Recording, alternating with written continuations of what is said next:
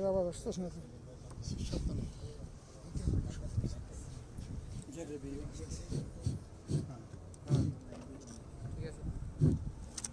السلام عليكم ورحمة الله وبركاته.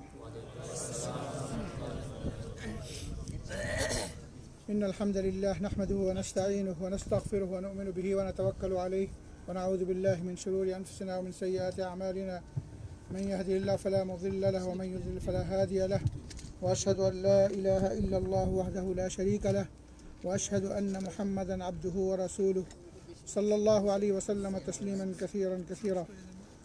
يا أيها الذين آمنوا اتقوا الله حق تقاته ولا تموتن إلا وأنتم مسلمون.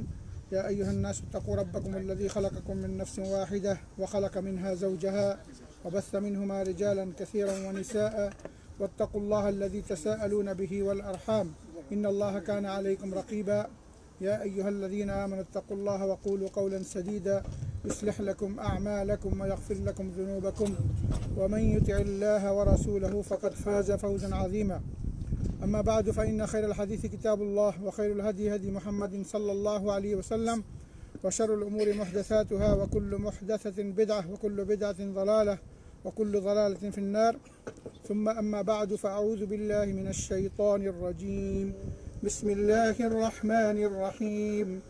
قد أفلح المؤمنون الذين هم في صلاتهم خاشعون. সমস্ত প্রশংসা মহান রব্বুল আলমিনের জন্য, যিনি আজকে আমাদেরকে এই পবিত্র মদিনা নগরীতে আমাদের দেশি ভাইরা এবং অন্যান্য ভাষার ভাইদেরকে আল্লাহ তাআলা আমাদেরকে একত্রিত হওয়ার তৌফিক দিয়েছেন দিন শিখার জন্য। আমরা মহান রব্বুল আলমিনের দরবারে লাখ কোটি শুকরিয়া আদায় করছি। আলহামদুলিল্লাহ। দুরূদ ও সালাম জনাবে মুহাম্মদুর রাসূলুল্লাহ সাল্লাল্লাহু আলাইহি ওয়াসাল্লামের উপর। اللهم صل على محمد وعلى آل محمد كما صليت على إبراهيم وعلى آل إبراهيم إنك حميد مجيد. اللهم بارك على محمد وعلى آل محمد كما باركت على إبراهيم وعلى آل إبراهيم إنك حميد مجيد. সম্মানিত উপস্থিতি, আজকে আমাদের আলোচনার বিষয়বস্তু হচ্ছে নামাজের গুরুত্ব ও ফজিলত, অর্থাৎ সালাতের গুরুত্ব ও ফজিলত। मेरे अजीज़ भाई और बुजुर्गों, अल्लाह की लाखों करोड़ शुक्रिया हम अदा करते हैं कि अल्लाह ताला ने हमें ये पाक मदीना मुनव्वरा में हाजिर होकर दीन सीखने की जो तौफीक अता फरमाया, इसलिए हम अल्लाह के दरबार में शुक्रिया अदा फरमाते हैं और दुरूद पढ़ते हैं प्यारे नबी मोहम्मद रसूलुल्लाह सल्लल्लाहु अलैहि वसल्लम के ऊपर। आज हमारे इस बात के जो है हम बात करेंगे जिस मौजू पर यह है नमाज की अहमियत और उसकी फजीलत। नमाज की अहमियत और फजीलत के हम सब लोगों को पता है कि मुस्लिम के लिए और एक मोमिन की ज़िंदगी में अल्लाह के सामने इबादत पेश करने के लिए जो सबसे बड़ा इबादत है, सबसे बड़ा इबादत है, ये नमाज है। और नमाज इंसान अगर मोमिन नहीं बन सकता नमाजी के बगैर। जो नमाज नहीं पढ़ता है वो दीन इस्लाम की हुक्म की वजह से वो काफिर बन जाता है।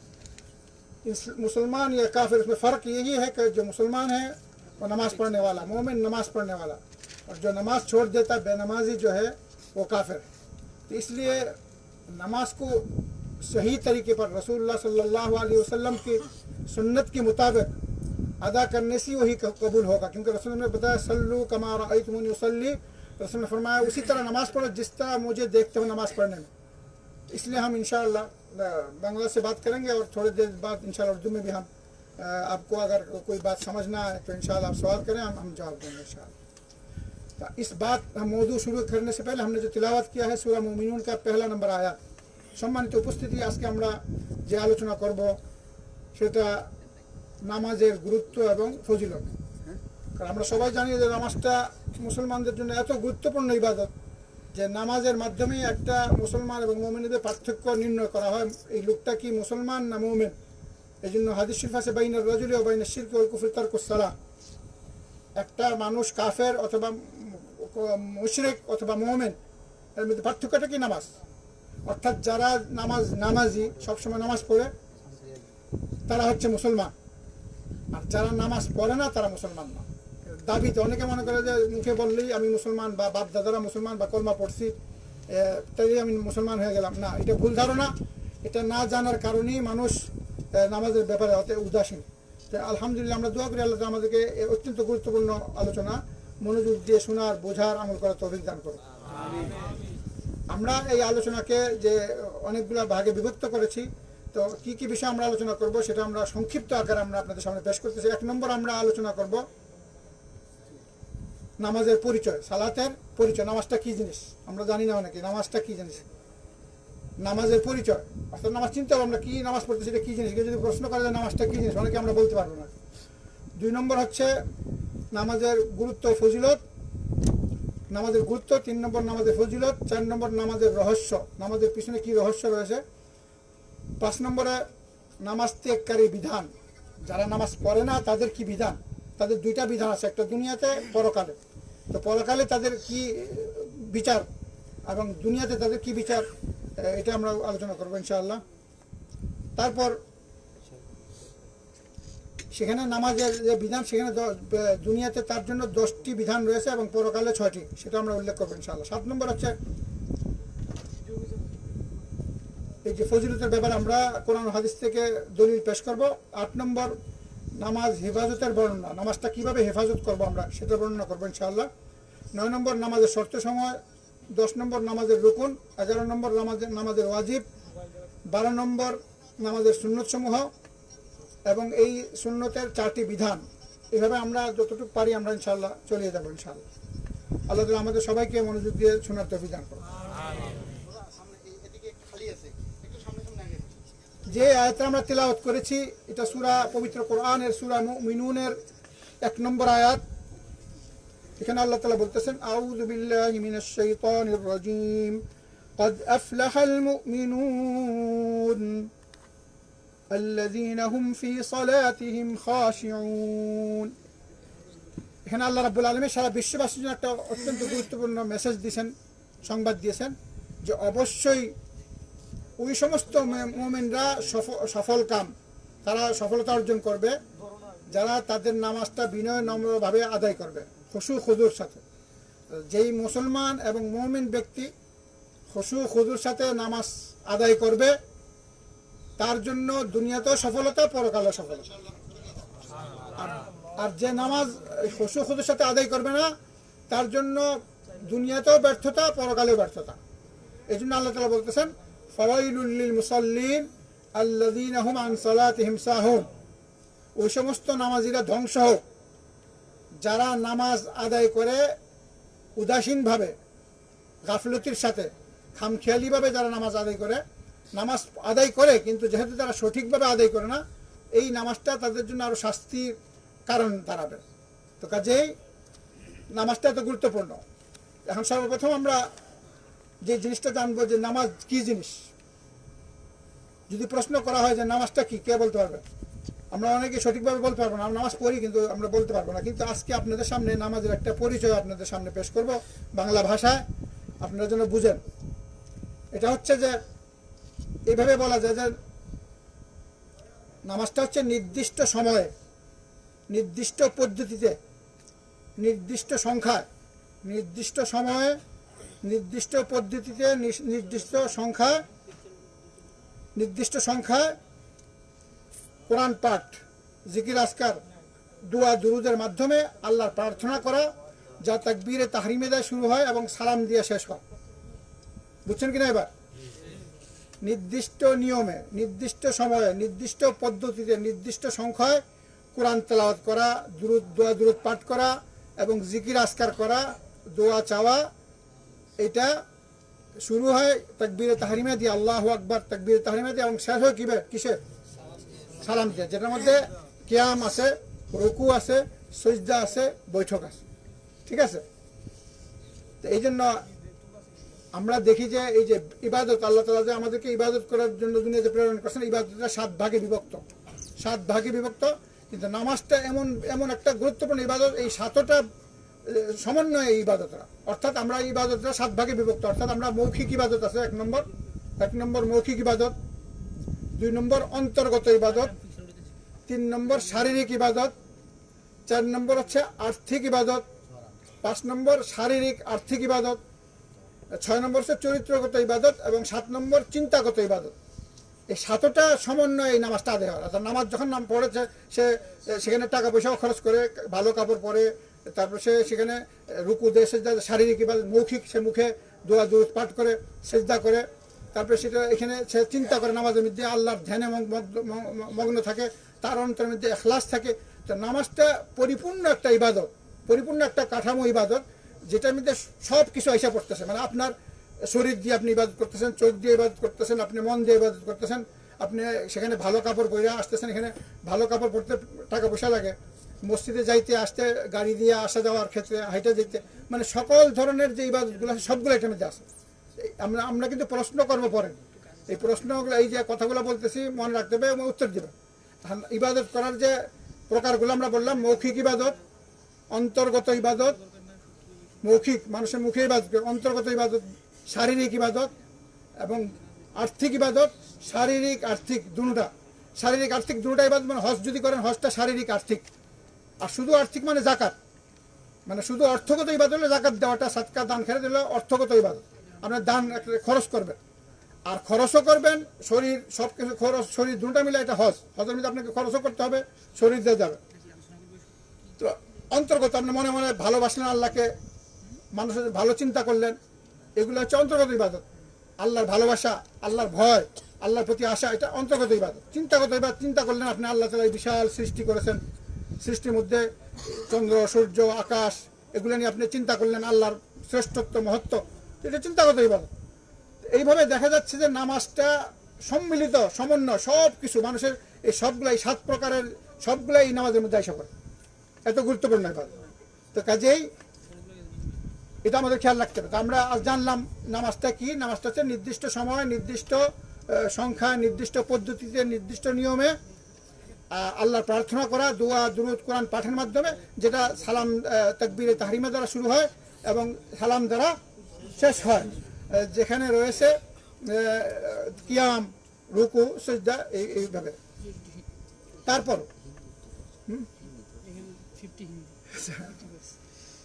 बोल इंशाल्लाह। हमने अभी जो बात किया है नमाज की तारीफ का बात बता, नमाज क्या चीज़ है। अगर कोई सवाल किया जाए नमाज क्या चीज़ है, अक्सर लोग जवाब नहीं दे सकेंगे। तो नमाज ऐसा एक इबादत है जिसमें हर किस्म मौजूद है। इसमें इंसान जब इबादत करता है तो इबादत का तकसीम है, 7 तकसीम है इबादत का। ज़बान के ज़रिए इंसान इबादत करता है, दिल के ज़रिए इंसान इबादत करता है, जिस्म के ज़रिए इंसान इबादत करता है, और खर्च करके इंसान इबादत करता है, और खर्च और दिल दोनों मिलाकर इंसान इबादत करता है। इसी तरह इंसान फ़िक्र से इबादत करता है। तो ये जो 7 तकसीम है, 7 नमाज में है, शामिल है नमाज में सब, हर, इसलिए नमाज की इतना अहमियत है। और ये हमने बयान किया कि ऐसा एक इबादत है कि जो तकबीर तहरीमा से शुरू होता है और सलाम के ज़रिए ख़त्म होता है, और जिसके अंदर क़ियाम है, रुकू है और सजदा है। तो ये ऐसा एक बहुत अहम इबादत है, अहम इंसान की ज़िंदगी में। कि इंसान इसमें ज़्यादा अपने ज़िंदगी के ज़्यादा वक्त मसरूफ़ करता है।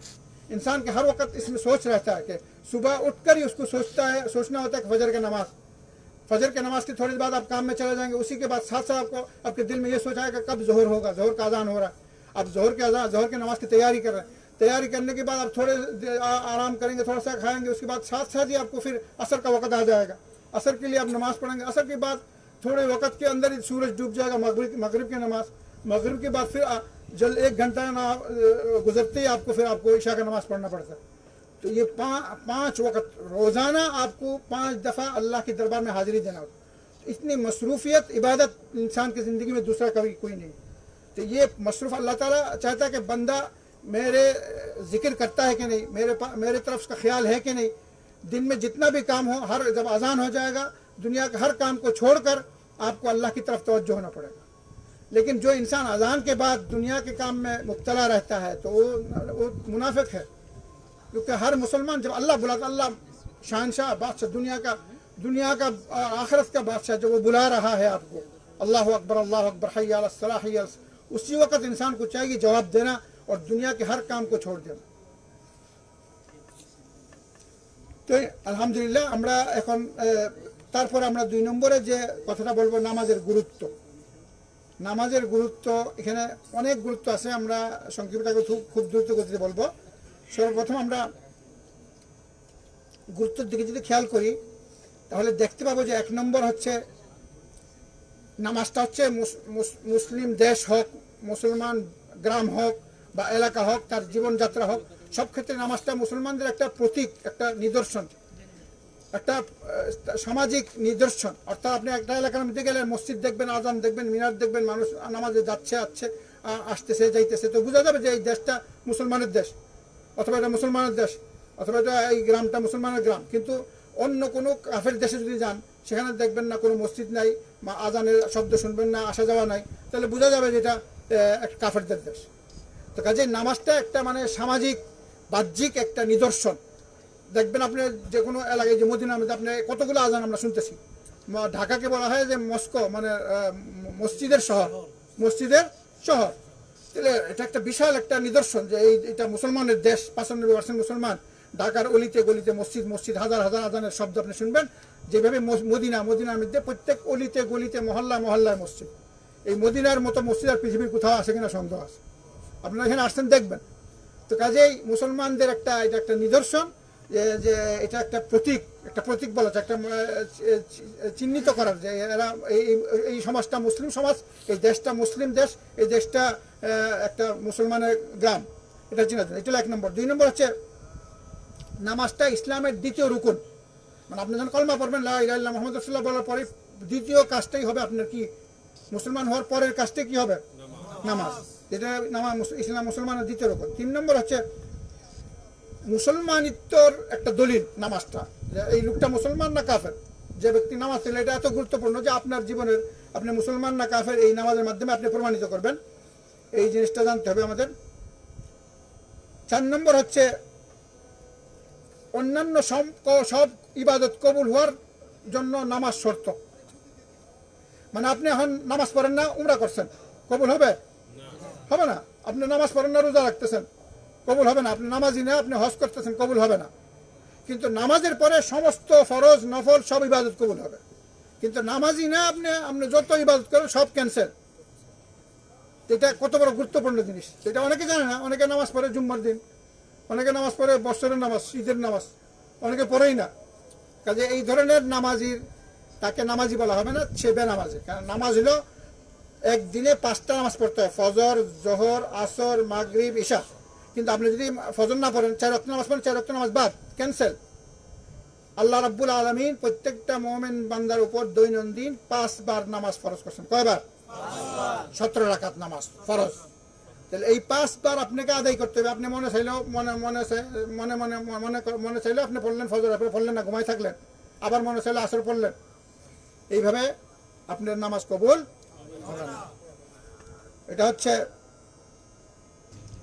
5 নম্বর। 6 নম্বর হচ্ছে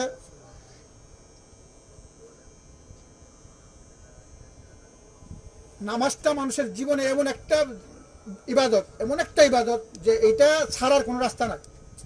আপনি যখন থেকে বালেগ হইবেন তখন থেকে মরণ পর্যন্ত পড়তে হইব। এমন ব্যস্ততার একটা ইবাদত যেটা ছাড়ার কোনো রাস্তাই নাই। অনেকে বলে যে উমরি কাজা, অনেকে উমরি কাজা মানে নামাজ পড়তে পারেন না, এরকম কোনো সিস্টেমই নেই। নামাজ হচ্ছে আপনি সবসময় নামাজ পড়তে হবে। যদি দৈনন্দিন নামাজ ভুলে যান তো কাজা করতে হবে, কিন্তু আপনি 10-12 দিন পড়ছেন না, পরে কাজা করবে, এরকম কোনো নিয়ম নেই। অনেকে 20 বছর নামাজ পড়ে না, 20 বছর মুসলমান ছিল না, যখন তওবা করবে নতুন করে সে নামাজ পড়া শুরু করবে। কিন্তু এই 20 বছরের কাজা, তো 20 বছর তো সে মুসলমানই ছিল না। যখন তওবা করবে তখন আলাতুল তাকে নামাজ পড়া শুরু করতে হবে। এই জন্য উমরি কাজা বলতে কিছু নাই, বাংলাদেশে বলে যে উমরি কাজা। বা অনেকে বলে যে মরার আগে 10 দিন নামাজ পড়তে পারে না। 10 দিন কেন নামাজ পড়তে পারে না? নামাজটা আপনি দাঁড়ায় পড়বেন, নাইলে বৈশা পড়বেন, বৈশা না পড়লে শুয়ে পড়বেন, শুয়ে না পড়লে ইশারা পড়বেন, ছাড়ার কোনো রাস্তাই নাই। যতক্ষণ পর্যন্ত আপনার বুদ্ধি কাজ করতেছে, আপনি ভালো মন্দ বুঝতে পারতেছেন, ততক্ষণ আপনাকে নামাজ পড়তেই হবে। উজু করে পড়েন, উজু না করতে পারলে তায়াম্মুম করেন, তায়াম্মুম না করতে পারলে আপনি তায়াম্মুম ছাড়াই নামাজ পড়তে হবে। শর্তগুলো লাগবে না, নামাজের শর্তগুলো পারলে করবেন, কিন্তু শর্তগুলো পূরণ করার যদি আপনার অবকাশ না থাকে শর্ত ছাড়াই পড়তে হবে, ছাড়ার কোনো রাস্তাই নেই। অনেকে টুপি নাই নামাজ পড়ে না, বলে টুপি নাই নামাজ পড়ি না। টুপির লেগে আপনি নামাজ ছাড়েন না, টুপিতে না পড়লেও কোনো অসুবিধা না, টুপি ছাড়লেও আপনি কাফের হইবেন না। টুপি না জিন্দিগিতে মরণ পর্যন্ত টুপি না পড়ার কোনো অসুবিধা হয়, কিন্তু নামাজ ছাড়লে আপনি কাফের হয়ে যাবেন।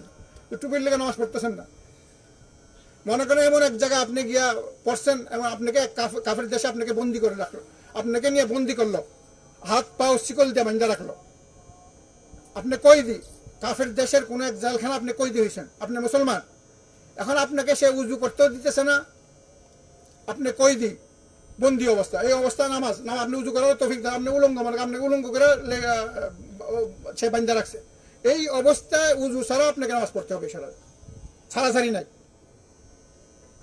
নামাজ আপনাকে মরণ পর্যন্ত পড়তে হবে। আল্লাহ তাআলা বলেছেন ওয়া আবুদ রাব্বাকা হাত্তা ইয়াতিয়াকাল ইয়াকিন, মৃত্যু আসা পর্যন্ত নামাজ পড়া। রাসূলুল্লাহ সাল্লাল্লাহু আলাইহি সাল্লাম যিনি সাইয়্যিদুল আউয়ালিন ওয়াল আখিরিন ছিলেন, তিনি মৃত্যুর আগ পর্যন্ত নামাজ পড়ছেন, মরণ পর্যন্ত।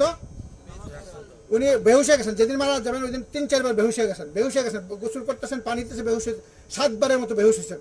এরপরে উনি বেহুশার পর আসার পরে বলেন আমাকে পানি দাও, উজু করবো, উজু করছেন, এরপরে ইশারা দিয়ে নামাজ পড়ছেন, মসজিদে নববীতে যাইতে পারেন নাই, উনি ওনার জায়গাতে বসে ইশারা দিয়ে নামাজ পড়ছেন, এত অসুস্থ হয়ে গেছেন। তো যিনি সাইয়্যিদুল আউয়ালিন, যার আগে পিছনে গুনাহ মাফ, তার জন্য যদি নামাজ না মাফ হয়, আর এখন অনেকে বলে যে মনে মনে নামাজ পড়ে অনেকে, বা পাগল হয়ে গেছে আর নামাজ লাগবে না, এই ধরনের চিন্তা না। নামাজ একটা এমন ইবাদত 7 বছর বয়স থেকে শুরু করতে হয়। রাসূলুল্লাহ সাল্লাল্লাহু আলাইহি ওয়াসাল্লাম বলছেন যে একটা লোক তোমাদের সন্তানদেরকে 7 বছর বয়সে নামাজের আদেশ করো আর 10 বছরের জন্য নামাজের জন্য মারো, তাহলে আপনার নামাজটা এমন একটা গুরুত্বপূর্ণ 7 বছর থেকে শুরু করতে হবে, বুঝলেন আর না বুঝলেন, আর 10 বছরে মার খেতেই হবে, কিন্তু অন্য কিছুর লেগে মারতে বলে নাই, পৃথিবীর কোনো কাজের লেগে। কিন্তু অথচ বাংলাদেশে মুসলমানরা এখন স্কুলে যাওয়ার জন্য বাচ্চাদেরকে মারে, নামাজের লেগে কোনো খবরই নাই। 15 বছর 20 বছর পোলাপান নামাজ পড়তেছেন, আপনার শিক্ষাও দেয় নাই। তো এই বাচ্চারাই কি আমাদের তাদের ঘাড়ে পাড়ায় জাহান্নামে যাবে, যে আমাদেরকে দুনিয়ার সব কিছু শিখাইছো কিন্তু আমাদেরকে নামাজটা শিখাও নাই, তারা এই জন্য অনেক মহা বিপদে পড়বে। কাজেই এই জিনিসটা আমাদের জানতে হবে, এত গুরুত্বপূর্ণ জিনিস। তাহলে সবচেয়ে গুরুত্বপূর্ণ বিষয়। তারপর 7 নম্বর হচ্ছে কিয়ামতের দিন সর্বপ্রথম আল্লাহ রাব্বুল আলামিন নামাজের কথা প্রশ্ন করবেন। কিয়ামতের দিন ইবাদতের মধ্যে প্রশ্ন যেটা করা হবে, ইবাদত সম্পর্কে যখন প্রশ্ন করা হবে, সর্বপ্রথম প্রশ্ন কিসের হবে? নামাজের। এই জন্য রাসূলুল্লাহ সাল্লাল্লাহু আলাইহি ওয়াসাল্লাম মৃত্যুর আগেও উম্মতকে ওসিয়ত করছেন, আসসালাতু ওয়া মা মালাকাত আইমানুকুম আসসালাহ, মৃত্যুর আগে উনি ওসিয়ত করে গেছেন নামাজের কথা। তো কাজেই আমরা 3 নম্বর 7টা গুরুত্ব জানলাম, কিন্তু গুরুত্ব অনেকগুলো আছে, আমরা খুব দ্রুত গতিতে বলবো গুরুত্বগুলো জানার জন্য। কিন্তু এখন আমি 7টা, 1 নম্বর আমরা বললাম যে নামাজটা মানুষের জীবনে একটা, মুসলমানদের জন্য একটা প্রতীক। 2 নম্বর হচ্ছে নামাজটা হচ্ছে ইসলামের 5টা স্তম্ভের 2য় স্তম্ভ। 3 নম্বর হচ্ছে মুমিন ব্যক্তির মুসলমানিত্বের প্রমাণ। 4 নম্বর হচ্ছে অন্যান্য আমল কবুল হওয়ার জন্য একটা শর্ত। 5 নম্বর হচ্ছে 7 বছর বয়স থেকে নামাজ পড়তে শুরু করতে হয়। 7 নম্বর হচ্ছে নামাজ সবচেয়ে গুরুত্বপূর্ণ ব্যস্ততার কাজ এটা। 8 নম্বর হচ্ছে কিয়ামতের দিন সর্বপ্রথম প্রশ্ন করা হবে, কিয়ামতের দিন প্রশ্ন করা হবে। তাহলে এইভাবে অনেক নামাজের গুরুত্ব অনেকগুলো রয়েছে, আমরা পরে আমরা শেষের দিকে এগুলো বলবো। আমরা সামনের দিকে অগ্রসর হচ্ছি ইনশাআল্লাহ।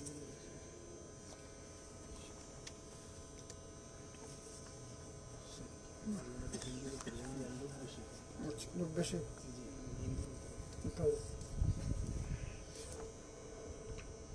ডবল যদি উর্দুতেই বলি,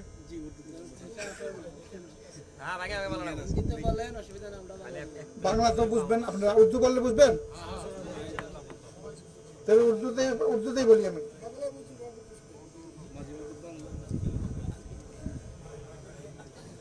এখন কালাম বিল উর্দু। বাংলাদেশে উর্দু বুঝেন কিনা এখন যারা আছেন? হ্যাঁ,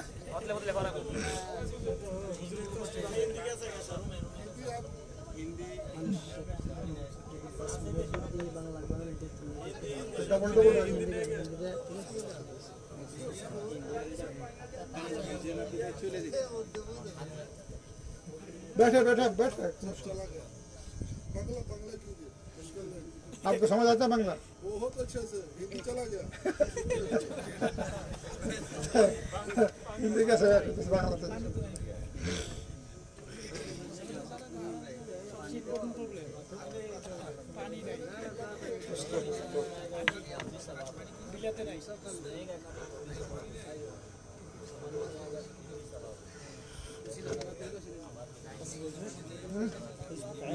অনেক মাছ জিজ্ঞেস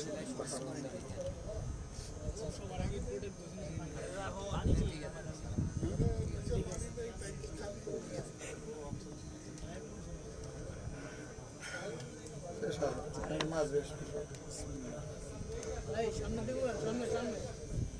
সবাই সামনে চেপে যান, সামনে আসে মানে একটু সামনে আসেন, সবাই সামনে আসেন, পুরোটা পুরো করেন, সবাই সামনে আসেন। ফাঁকা ফাঁকা বসে রয়েছে, সবাই সামনে চেপে যান। এই দেয়ালে যারা ডেলান দিয়ে রাখছে তারা সামনে এসে পড়েন।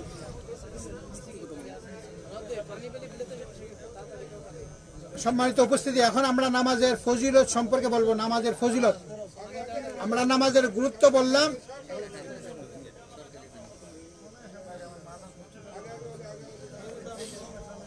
আপনারা কিন্তু নোট করে রাখেন, অনেক গুরুত্বপূর্ণ কথা।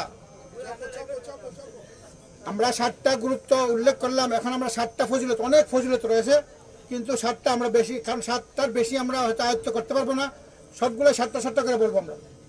এখন 7টা ফজিলত বলবো। কয়টা ফজিলত? মনোযোগ দিয়ে শুনেন, দরকার হলে লিখে রাখেন, একদম মুখস্থ করেন। আর যেগুলো আমরা বলতেছি সবগুলোই কোরআন হাদিস থেকে প্রমাণিত। আমরা জমা করে আপনাদের জন্য একদম মানে সারাংশ দিতেছি, একদম রেডি করে।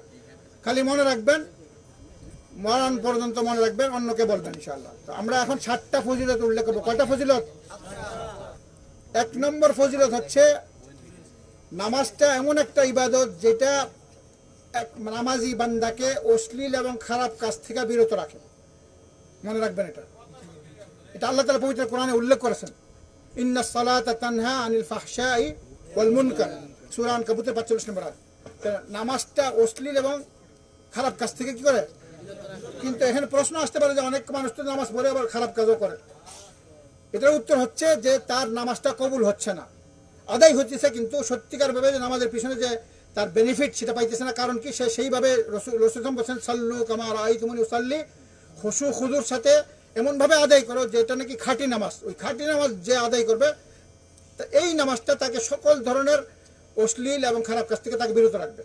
এখন যে নামাজ পড়তেছে, খারাপ কাজ করতেছে, মানে একটা মানে বাহ্যিক মানে একটা দেখানো বা কোনো রকম আদায় করতেছে, এইভাবে নামাজ আদায় করতেছে। তাহলে 1 নম্বর হচ্ছে নামাজ মানুষকে খারাপ এবং অশ্লীল কাজ থেকে বিরত রাখে, এটা হলো 1 নম্বর ফজিলত। 2 নম্বর ফজিলত হচ্ছে যে ব্যক্তি নামাজি তার রিজিকের ব্যবস্থার দায়িত্ব আল্লাহ নিয়ে নিয়েছে। মানে নামাজি ব্যক্তির কোনো অভাব অনটন হবে না, এটা আল্লাহর কথা। কার কথা? আপনি পাক্কা নামাজি হন, আল্লাহ তাআলা পবিত্র কোরআনে উল্লেখ করছে যে তোমরা নামাজ পড়ো। লা নাসআলুকা রিজকা ওয়া'মুর আহলাকা বিস-সালাতি ওয়াসতাবির আলাইহা লা নাসআলুকা রিজকা। তুমি নামাজ পড়ো, পরিবারকে নামাজ পড়তে বলো, তোমার কাছে আমি রিজিক চাই না। রিজিক তো আমি, রিজিক দাতা আল্লাহ রাব্বুল আলামিন। কে? আল্লাহ। কিন্তু যে খাঁটি নামাজ পড়ে, খাঁটি ভাবে নামাজ আদায় করলে আপনার রিজিকের কোনো চিন্তা হবে না, কারণ আল্লাহ রাজ্জাক, ওয়া মা মিন দাব্বাতিন ফিল আরদি ইল্লা আলাল্লাহি রিজকুহা। পৃথিবী এমন কোনো বিচরণ করে এমন কোনো প্রাণী, সেটা মানুষ হোক, সেটা জিন হোক, যে কোনো জন্তু, সবার রিজিকের মালিক কে? আল্লাহ রাব্বুল আলামিন। এই বিশ্বাসটা নাই আমাদের। যে সন্দেহ সংশয় থাকার কারণে আমরা নামাজের সময় অনেকে কাজ করে, নামাজ বাদ দিয়ে সে কাজ করতেছে, অথচ যে সে যদি নামাজ পড়তো তার দুনিয়া আখিরাতে সমস্ত সকল সমস্যার সমাধান হয়ে যেত। যে 2 নম্বর গুরুত্ব হচ্ছে নামাজি ব্যক্তির যে রিজিকের সংকীর্ণতা দূর করে দেয়। নামাজ ব্যক্তিকে রিজিকের সংকীর্ণতা কি করে দেয়? দূর করে। 3 নম্বর হচ্ছে নামাজি ব্যক্তির জন্য জান্নাতুল ফিরদাউস বুকিং। জান্নাতুল ফিরদাউস সবচেয়ে বড় জান্নাত, যেটা নাকি একদম আরশের নিচে, মানে সবচেয়ে বড়, সবচেয়ে সম্মানজনক এবং সবচেয়ে ফার্স্ট ক্লাস জান্নাত, যেটা উপরে কোনো জান্নাত নাই। এই জন্য রাসূল বলছে যে তোমরা যখন আল্লাহর কাছে চাইবা, বড় জিনিসটা চাইবা। কি চাইবা? রাসূল বলছে যখন আল্লাহর কাছে চাইবা জান্নাতুল ফিরদাউস। কোন জান্নাত? জান্নাতুল ফিরদাউস। কারণ জান্নাতুল ফিরদাউসটা এমন একটা জান্নাত যেটা নাকি একদম আল্লাহর আরশের একদম নিচে, মানে এই জান্নাতুল ফিরদাউস ছাদ হচ্ছে আল্লাহর আরশ। আর এই জান্নাত থেকে 4টা নদী প্রবাহিত। কয়টা নদী? 4টা। আর এই নদীগুলো সমস্ত জান্নাতে বিচরণ করছে। জান্নাত মধুর নদী, দুধের নদী, ঠিক আছে, মিষ্টি পানির নদী, মদের নদী। এই নদীগুলো কোথা থেকে আসছে? জান্নাতুল ফিরদাউস। তাহলে যে ব্যক্তি, আল্লাহ তাআলা বলছেন ওয়াল্লাযীনা আলা সালাওয়াতিহিম ইউহাফিযুন উলাইকা হুমুল ওয়ারিসুন আল্লাযীনা ইয়ারিসুনাল ফিরদাউসা হুম ফিহা খালিদুন। যারা নামাজ হেফাজত করে। 4 নম্বর হচ্ছে ফজিলত, যেটা আমরা বলি আল্লাহর সাথে সম্পর্ক স্থাপনের প্রতিষ্ঠিত করে। নামাজটা এমন একটা ইবাদত, নামাজি ব্যক্তি 5 বার আল্লাহর সাথে যোগাযোগ হয়। আল্লাহর সাথে কয়বার যোগাযোগ হয়? 5 বার যোগাযোগ।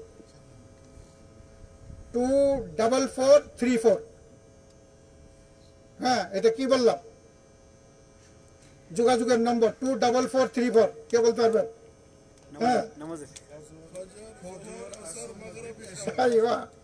24434। ফজরের 2 রাকাত নামাজ, জোহরের 4 রাকাত, আসরের 4 রাকাত, 4444। মাগরিব 3 রাকাত আর ইশা का 4 রাকাত। 24434। এইটা আল্লাহর সাথে যোগাযোগ। যে ব্যক্তি নামাজ পড়ে না, আল্লাহর সাথে যোগাযোগ নাই। আল্লাহর সাথে কি? আপনারা নামাজ পড়েন, নামাজ যখন দাঁড়াবেন আপনি বলবো আপনি কোথায়, কোন দিকে দাঁড়াইছেন, কার সামনে দাঁড়াইছেন? কার সামনে? নামাজ যখন রুকু দেন, আমরা যদি প্রশ্ন করি কাকে রুকু দিচ্ছেন? নামাজে যখন সজদায় থাকেন কারে সজদা দিচ্ছেন?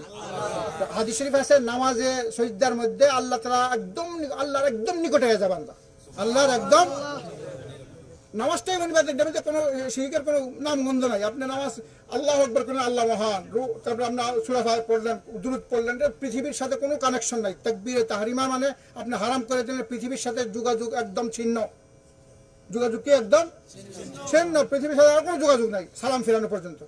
এই সালাম, এই নামাজের মধ্যে আপনি আল্লাহর সাথে সম্পৃক্ত হয়েছেন। কার সাথে? তাহলে এত বড় গুরুত্বপূর্ণ ইবাদত, যেটা নামাজের মাধ্যমে আল্লাহর সাথে সম্পর্ক প্রতিষ্ঠা করা যায়। 6 নম্বর হচ্ছে নামাজটা হচ্ছে সালাত। নামাজ গুনাহ ও মন্দ কাজের কাফারা। সব গুনাহ কাজে কি কাফারা। ফজর নামাজ পড়ছেন, জোহর পর্যন্ত আপনার মধ্যে যে গুনাহগুলো করবেন মাফ হয়ে যাবে। আবার জোহর থেকে আসরের মধ্যে যেই সমস্ত ভুল ত্রুটি করবেন সেগুলো কি হয়ে যাবে? মাফ হয়ে যাবে। এবার 5 ওয়াক্ত নামাজ পড়লে 5 বার। হাদিস শরীফে আসছে যে একটা লোক যদি তার বাসার পাশে যদি একটা পুষ্কুনি থাকে, পুষ্কুনি যদি 5 বার গোসল করে, তাহলে তার শরীরে যেরকম কোনো ময়লা থাকে না। এভাবে 5 ওয়াক্ত নামাজ যে পড়ে তার শরীরে তার গুনাহ কোনো গুনাহই তার থাকে না। তাহলে এই গুনাহ মাফের একটা অনেক বড় উপায়। 6 নম্বর হচ্ছে নামাজটা সর্বোত্তম ইবাদত, সবচেয়ে উত্তম ইবাদত।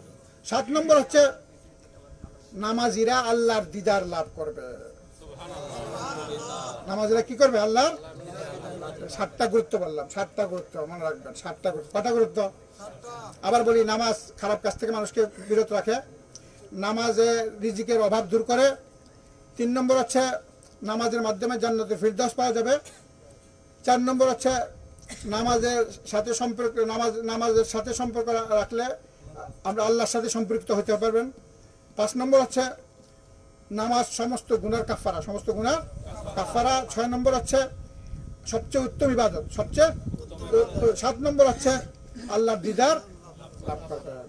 একটা দলিল আপনাদের সামনে পেশ করি। আন জারীর ইবনে আব্দুল্লাহ قال كنا جلوسا عند رسول الله صلى الله عليه وسلم إذ نظر إلى القمر ونظر إلى القمر ليلة البدر فقال أما إنكم سترون ربكم كما ترون هذا القمر لا تضامون في رؤيته فإن استطعتم ألا تغلبوا على صلاة قبل طلوع الشمس وقبل غروبها فافعلوا، يعني العصر والفجر. ثم قرأ جرير وسبح بحمد ربك قبل طلوع الشمس وقبل غروبها. জারীর ইবনে আব্দুল্লাহ থেকে বর্ণিত, তারা বলতেছে আমরা একদা রাসূলুল্লাহ সাল্লাল্লাহু আলাইহি ওয়াসাল্লামের মজলিসে বসেছিলাম।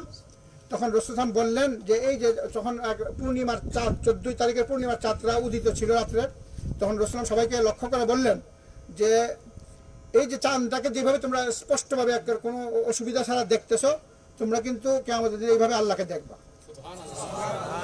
কিন্তু একটা শর্ত লাগাইছে যে এইভাবে দেখতে হইলে কিন্তু তোমরা নামাজ, পাক্কা নামাজ হইতে হবে, এবং বিশেষ করে ফজর এবং আসরের নামাজ। বিশেষ করে কি ফজর এবং আসরের নামাজের জন্য তো কোনোদিন তোমাদের না ছুটে, জামাতের সাথে যেন আদায় করা যায়। এই জন্য রাসূল বলছে যে বেশি করে তোমরা নামাজে হেফাজত করো এবং এইভাবে তোমরা দেখতে পারবে। তখন এই আয়াতটি তিলাওয়াত করলেন, ওয়াসাব্বিহ বিহামদি রাব্বিকা ক্বাবলা তুলুইশ শামসি ওয়া ক্বাবলা গুরুবিহা, সূরা তাহা 130 নম্বর আয়াত, এবং এটা বুখারীর 552 নম্বর হাদিস। অর্থাৎ তোমরা সূর্য ডুবার আগে নামাজ পড়ো, সেটা আসরের নামাজ, এবং সূর্য ওঠার আগে নামাজ পড়ো, সেটা কি ফজরের নামাজ। এখন আমরা প্রশ্ন করবো, হয়তো আপনার মনে রাখবেন যে সবচেয়ে গুরুত্বপূর্ণ নামাজ কোনটা, কখন পড়তে হয়, সবচেয়ে গুরুত্বপূর্ণ, এটা মনে রাখবেন। এখন আসেন আমরা নামাজের রহস্য সম্পর্কে বলবো, নামাজের পিছনে কি রহস্য রয়েছে। অনেক রহস্য, 7টা রহস্য। রহস্য জানলে এটা আরো জিনিসটা আমাদের আরো ক্লিয়ার বুঝতে পারবো আমাদের পিছনে কি রহস্য রয়েছে। 1 নম্বর রহস্য হচ্ছে, অনেক রহস্য আছে, নামাজের আসল রহস্য কি, পড়ার রহস্য কি? আসল রহস্য হচ্ছে পৃথিবীতে মানুষের জন্য সবচেয়ে বড় প্রিয় কাজ যেটা, সেটা আল্লাহর জিকির। সেটা কি? আর এই আল্লাহকে স্মরণ রাখা, এই স্মরণ রাখার একটা মাধ্যম হচ্ছে নামাজ। এই রহস্য।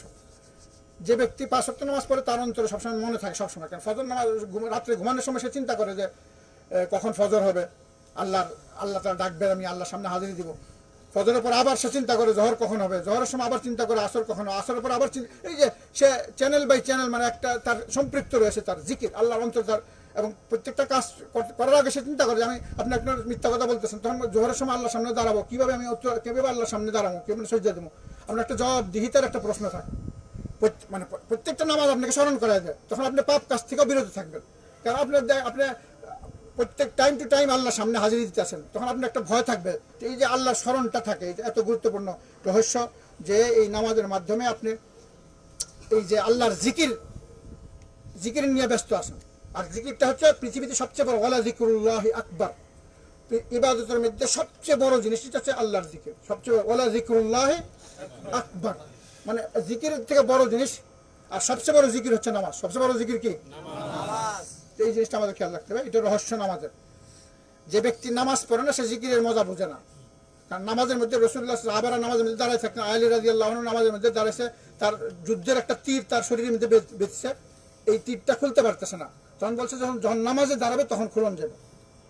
আলী রাদিয়াল্লাহু যখন নামাজে দাঁড়াবেন তখন 3-4 জন মিলে একটা গুস্তু টুস্তু সিরা বাইর করছে, টেরো পায় নাই। এত ব্যস্ত ছিল যে আল্লাহর সামনে যে তার দুনিয়ার কোনো চিন্তা, শরীরের মধ্যে কি এটাও তার খবর নাই। মানুষজন অনেক ব্যস্ত হয়ে থাকে, চোখের সামনে দিয়ে কি যাইতেছে আপনি টেরো পাবেন। কিন্তু আপনি যখন ব্যস্ত না হবেন, আপনি যখন নাকি গাফেল থাকবেন, তখন আপনার কোনো গভীরভাবে আদায় করতে পারবেন না। তো কাজেই এই রহস্যটা আমাদের জানতে হবে। 2 নম্বর হচ্ছে নামাজের মধ্যে এটা আল্লাহর সাথে কথা বলা একটা রহস্য। কথা আপনি নামাজের মধ্যে তিলাওয়াত করতেছেন, আপনি যখন বলবেন আলহামদুলিল্লাহি রাব্বিল আলামিন, আল্লাহ বলবে বান্দা আমার প্রশংসা করছে, বান্দা আমার। প্রত্যেকটা আয়াতের মধ্যে আল্লাহ উত্তর দিচ্ছে, তা এটা আল্লাহর সাথে কথা বলা, এটা একটা নামাজের মধ্যে রহস্য। 3 নম্বর রহস্য হচ্ছে আপনি আল্লাহর সামনে একটা ভক্তি, মানে আপনি দাঁড়ায় একটা শ্রদ্ধা ভক্তি দেখাইতেছেন, শারীরিক শ্রদ্ধা ভক্তি। ভক্তিটা ইবাদত। এই ভক্তিটা যে দাঁড়ানোটা একটা সিস্টেম আছে। আপনি যে কোনো মানুষের সামনে দাঁড়াবেন, এটার কোনো আলাদা পদ্ধতি নাই। কিন্তু নামাজের মধ্যে দাঁড়াইতে হলে সেখানে আপনার হাত ভাইয়া নিচের দিকে চেহারা থাকবে, ডানে বামে আকাশে কোথাও তাকাইতে পারবেন না। তো এই যে একটা ভক্তি, আল্লাহর সামনে আপনি কতটুকু নিজেকে বিলীন করতে পারেন, কতটুকু ভক্তি আপনি আল্লাহকে দিতে পারেন, এই রহস্যটা আপনাকে জানতে হবে। এটা আমাদের পিছনে রহস্য রয়েছে যে বান্দা আল্লাহর জন্য কত নিচে নামতে পারে, কত সে আল্লাহর জন্য নিজেকে উৎসর্গ করতে পারে। ঠিক তেমনিভাবে আপনি 4 নম্বর রহস্য হচ্ছে রুকু করা। রুকু করাটা এমন একটা ইবাদত যে আপনি আপনার শরীরের, আপনার সবচেয়ে শরীরের যে উত্তম অঙ্গটা আছে, চেহারা, মাথা, আপনার বুক, সবটাই একদম অবনমিত করে নামায় ফেলতেছেন, নামায় আল্লাহর সামনে ঝুঁকে পড়তেছেন। এই ঝুঁকানোটা কিন্তু আল্লাহ ছাড়া কারোর সামনে ঝুঁকা জায়েজ নাই। দেখবেন যে জাপানিরা বা বৌদ্ধরা বা অন্যরা এমনি করে মাথা ঝুঁকায় সালাম করে। আবার অনেক মুসলমানরা শিখে ফেলেছে, অনেক ভক্তি করতে গিয়ে পীরের সামনে ঝুঁকে পড়ে। পীরের সামনে কি মানুষের সামনে ঝুঁকাটা হারাম। এই জন্য ওই যে বাংলাদেশে যে কদম বুসি করে, যে মা বাবার সালাম দেয়, এটাও ইসলামে জায়েজ না। কারণ এটা হিন্দুদের থেকে আসছে। কোথার থেকে আসছে? হিন্দুদের থেকে আসছে। সে জন্মকে সালাম করতে যায়, পাও যে মাথা নিচু হয় কিনা, শরীরটা পুরোটা নিচু হয়ে যায়। কিন্তু আপনি সম্মান যেটা ইসলামে আছে সেটা হচ্ছে যে মুরব্বীদেরকে, উলামাদেরকে কপালে চুমা দিবেন। কোথায় চুমা দিবেন? কারণ এই জায়গাটা সে আল্লাহর জন্য সিজদা করে, এই জন্য আপনি এই জায়গার মধ্যে সম্মান করবেন, কপালে চুমা দিবেন। তো এই জিনিসটা খেয়াল রাখতে হবে। তারপরে আপনি যখন সিজদা করতেছেন, এটা আরও মারাত্মক। সিজদা করাটা তো একটা আপনার নাক, চেহারাটা আপনার সবচেয়ে সম্মানিত যে চেহারাটা, এটাকে মাটির সাথে মিশিয়ে দিতেছেন। এটা আপনি আল্লাহর তখন এই যে আকৃতিটা, সজদার আকৃতি, 7টা অঙ্গে সজদা করতে হয়। 2টা হাত, চেহারা, 2 হাঁটু এবং 2 পা এবং এই চেহারা, এই 7টা অঙ্গ মিলে আপনি মাটির মধ্যে আপনি মিশাই দিতেছেন। আপনি আল্লাহর সামনে একদম নিজেকে একদম বিলীন করে দিতেছেন যে আমি কিছুই না, আমার কোনো গুরুত্ব নাই, তুমি মহান, 7 আসমানের মালিক, জান্নাতের মালিক, জাহান্নামের, তুমি আমার মালিক, তোমার জন্য আমার জীবন। ইন্না সালাতি ওয়া নুসুকি ওয়া মাহইয়ায়া ওয়া মামাতি লিল্লাহি রাব্বিল আলামিন। আমার জীবন, আমার নামাজ, আমার কুরবানি, আমার প্রত্যেকটা জিনিস উৎসর্গ কার জন্য? আল্লাহর জন্য। এই সজদার মধ্যে আপনি, এই জন্য হাদিস শরীফে আসে যে সজদার মধ্যে তোমরা থাকলে আল্লাহর কাছে চাও, তখন তুমি বান্দা সজদার মধ্যে আল্লাহর অতি নিকটে থাকে, আর তখন আল্লাহ তাআলা তার দোয়া কবুল করে। তার দোয়া কি করে? এই জন্য নিয়ম হচ্ছে সজদার মধ্যে আল্লাহর কাছে দোয়া চাওয়া। এটা একটা রহস্য, আমরা অনেকেই জানি না। 6 নম্বর হচ্ছে ভালোবাসা। নামাজের আপনি যদি আল্লাহর যত বেশি ভালোবাসা আপনার অন্তরে থাকবে, তত বেশি আপনি নামাজ পড়বেন, তত বেশি আপনি নামাজটা মনোযোগ দিতে পারবেন। আল্লাহর ভালোবাসাটা প্রকাশ পায় এই নামাজের পিছনে। এই রহস্যটা অনেকেই জানে না যে বান্দার ভালোবাসার, যে সত্যিকারভাবে সে আল্লাহকে ভালোবাসে কিনা। যে ব্যক্তি সত্যিকারভাবে ভালোবাসে, সে 5 ওয়াক্ত নামাজ একটা খুশুর সাথে আদায় করবে, এবং এই নামাজের কারণে সে ভুল কাজ করবে না, আল্লাহর আদেশ নিষেধ মেনে চলবে। এই রহস্যটা আমাদের জানতে হবে। 7 নম্বর হচ্ছে নামাজ এর পিছনে যে রহস্যটা রয়েছে, নামাজ না পড়লে ভয় একটা অন্তরে থাকতে হবে। এই রহস্যটা আল্লাহর ভয়, যার ভিতরে সত্যিকারভাবে আল্লাহর ভয় আছে, সে নামাজ ছাড়বে না। কারণ নামাজ না পড়লে আপনাকে কি করবে? আল্লাহ কি করবে?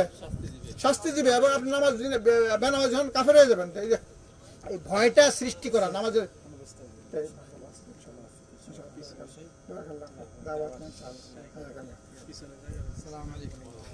একটু সামনের দিকে আসবেন সবাই, জায়গা হচ্ছে না, একটু সামনে একটু আসেন, যারা পিছনে জায়গা জানা পায় সামনের দিকে আসেন একটু। অত্যন্ত গুরুত্বপূর্ণ, একটু সামনে আসেন। হ্যাঁ চলে না,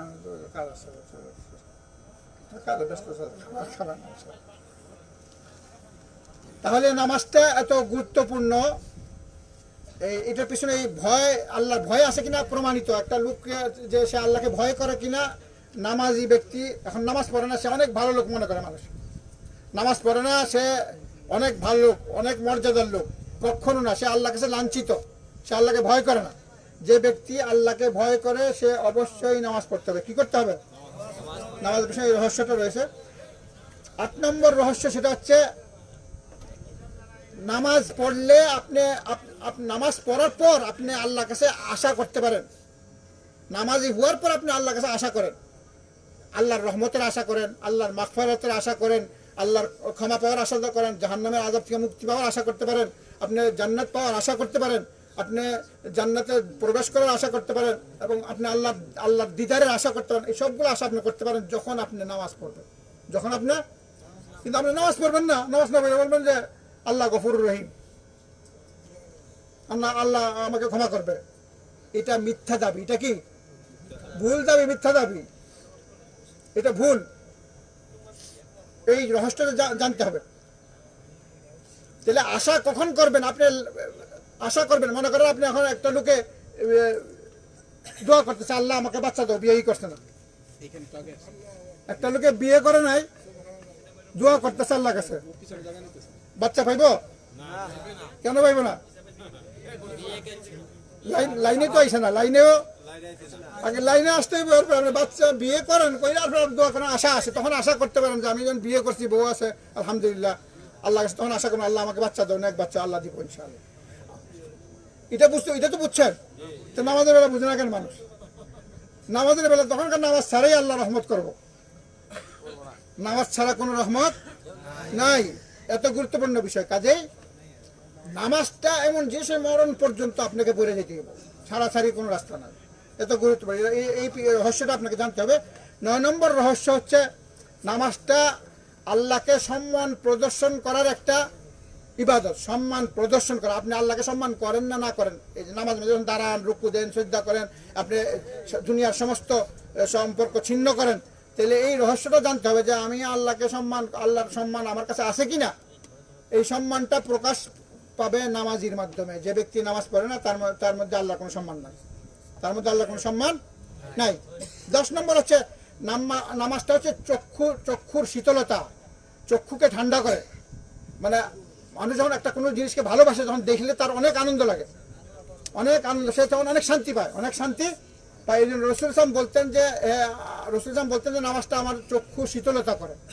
আপনি এমন মুমিন বান্দা হইতে হবে যে নামাজের প্রতি আপনার একটা গভীর ভালোবাসা, আপনার একটা সুখ ও শান্তি থাকতে হবে। কিন্তু নামাজ যদি আপনি অনেক কষ্ট করে মনে করেন, যেটা অনেক কষ্ট, কেন নামাজ পড়তে হয়, আপনি একটা নিজের উপর একটা চাপ সৃষ্টি করে নামাজ পড়লেন, এই নামাজ কবুলও হবে না, এই নামাজে কোনো ফায়দা হবে না। নামাজের প্রতি আপনার একটা আগ্রহ থাকতে হবে, সে আগ্রহ এমন আগ্রহ থাকতে হবে যে আপনি অনেক ভালোবাসতে হবে, যে নামাজ ছাড়া, নামাজ একদিন সাহাবায়ে কেরামরা যদি তাদের হাদিস শরীফে আসে যে তাদের যদি এই তকবীরে উলা ছুটে যেত, তকবীরে উলা ছুটে গেলে তারা অনেক কষ্ট পাইতেন এবং তারা এই জন্য 3 দিন পর্যন্ত 4 দিন পর অনেক বেশি নফল ইবাদত, অনেক বেশি সাদকা দান খেরাত করতেন। আর যদি তাদের নামাজ জমাতে কাজা হয়ে যেত তারা 10-15 দিন কাঁদতেন খালি আল্লাহর কাছে, কান্নাকাটি করতেন, এত দুঃখ কষ্ট পাইতেন। আর আমাদের তো আমাদের কোনো খবর নাই, কত নামাজ যে আমাদের ছুটে যাইতেছে, আমাদের কোনো চিন্তাই নাই। দেখা যাচ্ছে আমরা মুখে মুখে মুসলমান, মানে মুসলমান তো এসে কলমা পড়ছি আর কি, চিন্তা কি, এটা ভুল ধারণা। এখন আসে নামাজ ত্যাগকারীর বিধান। নামাজ যে পড়ে না দুনিয়াতে তার কি ইসলামী কোরআন ও হাদিস অনুযায়ী তার কি বিচার, আর পরকালে তার কি বিচার। তো নামাজ যে পড়ে না, কারণ এই বিচারগুলো তো এখানে ইসলামিক স্টেট কায়েম হইলে তখন এই বিচারটা সরকার করবে। কিন্তু যেহেতু এখন সারা বিশ্বের মধ্যে হাদিস শরীফে আছে যে এই ইসলামী সরকার এটা হয়ে যাবে, বিলুপ্ত হয়ে যাবে কিয়ামতের আগে দিয়ে।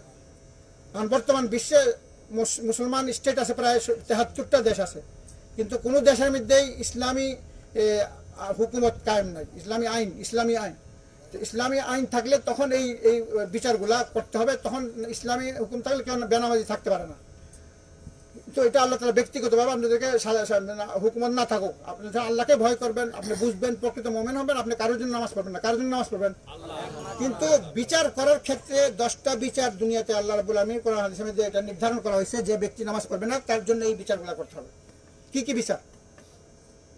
10টা বিচার। 1 নম্বর হচ্ছে তার অভিভাবকত্ব থাকবে না, অভিভাবক, সে তার ছেলে বউ সন্তানদের অভিভাবক হইতে পারবে না, তার অভিভাবকত্ব কর্তৃত্ব ক্যান্সেল।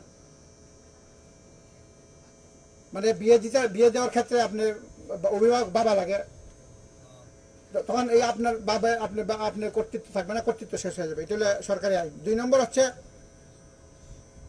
ওয়ারেস হবে না, ওয়ারেস পাবে না। অর্থাৎ বাপ মুসলমান, ছেলেও মুসলমান, কিন্তু ছেলে নামাজ পড়ে না, বাপ মরে গেছে, এই নামাজ না পড়ার কারণে সরকারিভাবে এই বাপের সম্পত্তি ছেলে পাবে না। ঠিক তেমনিভাবে যদি ছেলে মারা যায়, ছেলের সম্পত্তি যদি বাপ বেনামাজি হয়ে পাবে না। তাহলে ওয়ারেস থেকে, সম্পত্তির থেকে, বাপ দাদার ভিটামাটির সম্পত্তি থেকে তাকে বঞ্চিত করা হবে। সেটা কিন্তু এখন তো বর্তমানে এটা নাই, বাপ পড়ে না, ছেলে সম্পত্তি পাইতেছে, কোনো সময় ছেলে পড়ে না, বউও পড়ে না, অথচ তারা সংসার করতেছে না জানার কারণে।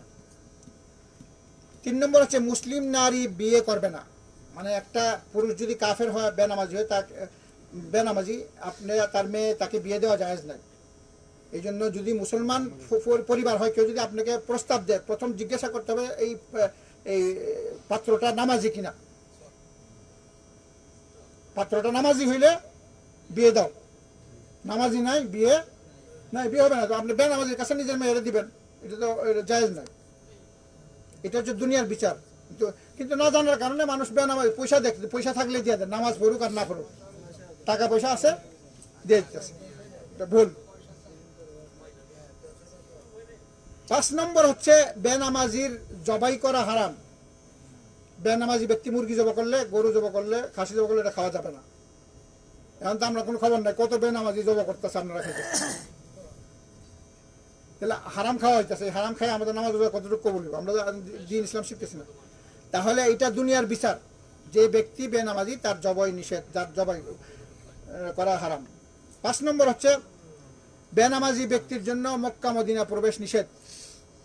মক্কা মদিনা নিষেধ, এই জন্য লেখা আছে এখানে, নিশান আছে, দেখবেন সাইনবোর্ড আছে কিনা, দেখছেন কিনা, যে মুসলমানদের ঢোকা, কাফেরদের ঢোকা নিষেধ। হ্যাঁ। 6 নম্বর হচ্ছে বেনামাজি ব্যক্তির নাম জানাজা পড়া যাবে না, জানাজা পড়া যাবে না। কিন্তু বাংলাদেশে বেনামাজি সারা জীবন পড়ছেও না, অনেক বড় মেম্বার, চেয়ারম্যান নামাজ পড়তেছে দায়িত্ব, কোনো খবরই নাই। যদি আজকে সমাজের মধ্যে এই প্রথা থাকতো যে বেনামাজির নামাজ জানাজা হবে না, তাহলে সবাই নামাজ পড়তেই ভয়, যে আমি মরলে তো আমার নামাজি হবে না। অথবা এমন একটা খারাপ, এত নিচে আমরা নামছি যে নাস্তিকদেরও নামাজ পড়া যেছে, যারা নাস্তিক এদেরও জানাজা নামাজ পড়া, যারা নাকি আল্লাহকে অস্বীকার করে, ইসলামকে গালি দেয়, এদেরকেও সম্মান করা হচ্ছে। তাহলে এটা শাস্তি।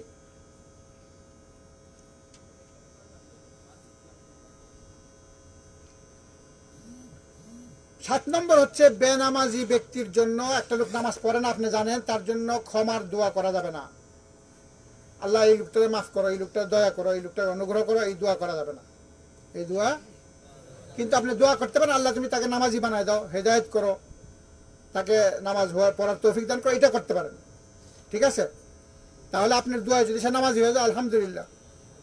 কিন্তু বেনামাজি ব্যক্তি মারা গেছে, তার লেগে আপনি হাতুড়ে দোয়া করেন আল্লাহ তাকে ক্ষমা করো, তাকে জান্নাত দাও। বেনামাজি ব্যক্তি তখন শহীদ হয়ে থাকা, অনেক কাছে বেনামাজি মরে গেছে শহীদ,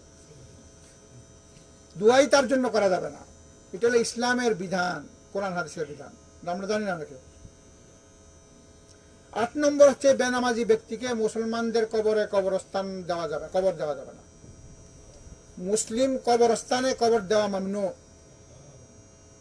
কাফেরদের কবরে গিয়ে ফালাই দেন, জঙ্গলে ফালাই দেন, ইয়াতে ফালাই দেন, তাহলে এটা নিষেধ। কিন্তু এখন মানুষের ইসলামী এই যে নিয়মগুলা প্রয়োগ করা হচ্ছে না, কারণ মানুষের মধ্যে দ্বীনের জ্ঞান নাই। এটা মুসলমানদের সম্মান, মুসলমান একটা নামাজি ব্যক্তি মুসলমানদের কবরে কবরে কবর দেওয়া হবে, আর যে ব্যক্তি নামাজ পড়ে তার মুসলমানদের কবরে তার কোনো স্থান নাই।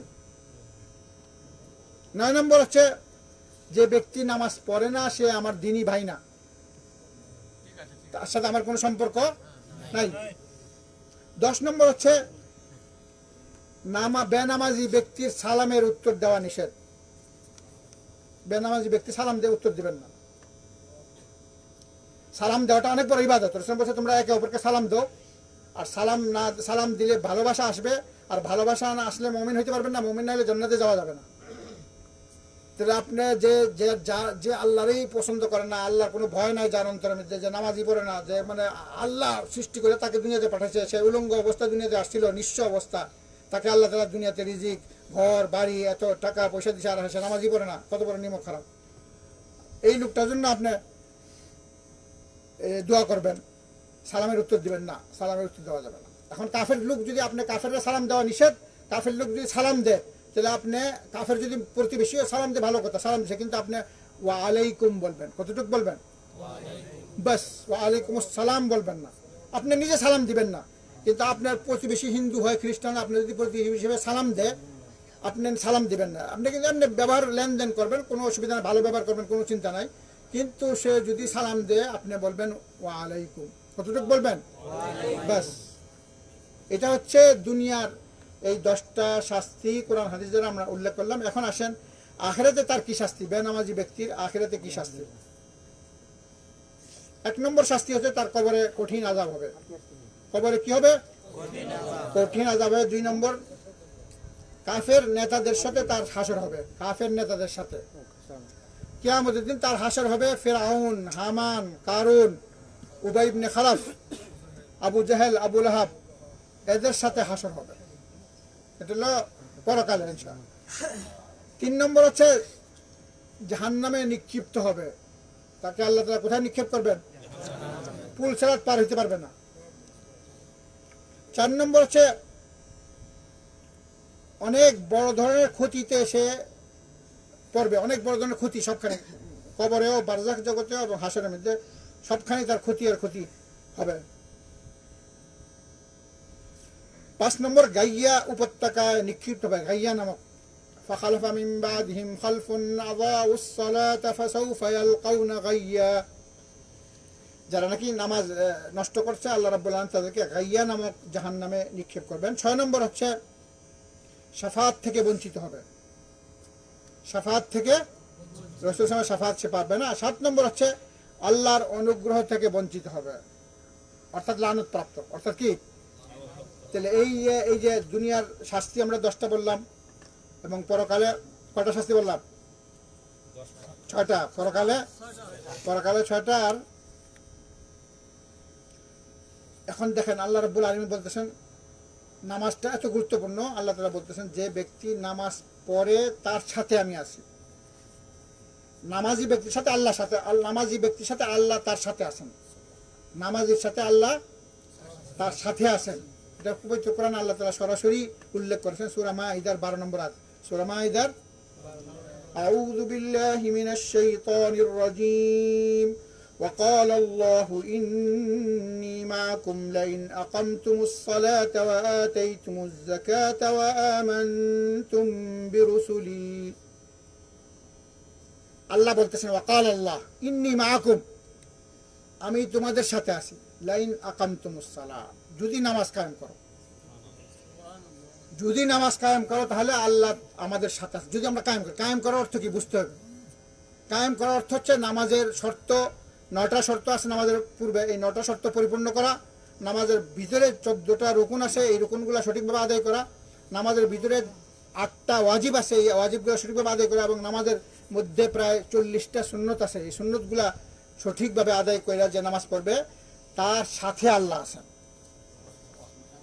যার সাথে আল্লাহ আছে তার কোন চিন্তা আছে? আর যার সাথে আছে তার, এই জন্য সাহাবায়ে কেরামরা রাসূলুল্লাহ সাল্লাল্লাহু আলাইহি ওয়াসাল্লাম কোনো বিপদেই পড়তেন সঙ্গে সঙ্গে উযু করে নামাজে দাঁড়ায় যেতেন। আল্লাহ তাআলা বলতেন ইয়া আইয়ুহাল্লাযীনা আমানু ইসতাঈনু বিস-সাবরি ওয়াস-সালাহ, আল্লাহর কাছে সাহায্য চাও নামাজের মাধ্যমে এবং সবরের মাধ্যমে। কাজেই এত গুরুত্বপূর্ণ। আল্লাহ এখানে আমরা ফজিলতের ব্যাপারে কোরআন হাদিস থেকে দলিল দিলাম, আরেকটা দলিল দেই। আল্লাহ তাআলা বলতেছেন আউযু বিল্লাহি মিনাশ শাইতানির রাজীম والذين هم على صلواتهم يحافظون أولئك هم الوارثون الذين يرثون الفردوس هم فيها خالدون। সূরা মুমিনুনের এটা 9, 10, 11 নম্বর আয়াত। আল্লাহ তাআলা বলতেছেন ওয়াল্লাযীনা হুম আলা সালাওয়াতিহিম হাফিজুন, যারা নামাজের হেফাজত করে, যারা কি করে? উলাইকা হুমুল ওয়ারিসুন, তারাই উত্তরাধিকারী। কিসের উত্তরাধিকারী? জান্নাতুল ফিরদাউসের উত্তরাধিকারী। তারা আল্লাহর পক্ষ থেকে জান্নাতুল ফিরদাউস পাবে। কাজেই এবং হাদিসে আছে, বুখারীর হাদিস, মুসলিমের হাদিস, মান সাল্লা সুবহ ফাহুয়া ফি জিম্মাতিল্লাহ, যে ফজরের নামাজ পড়ে পুরা দিনটা আল্লাহর জিম্মায় থাকে, সে আল্লাহর হেফাজত থাকে।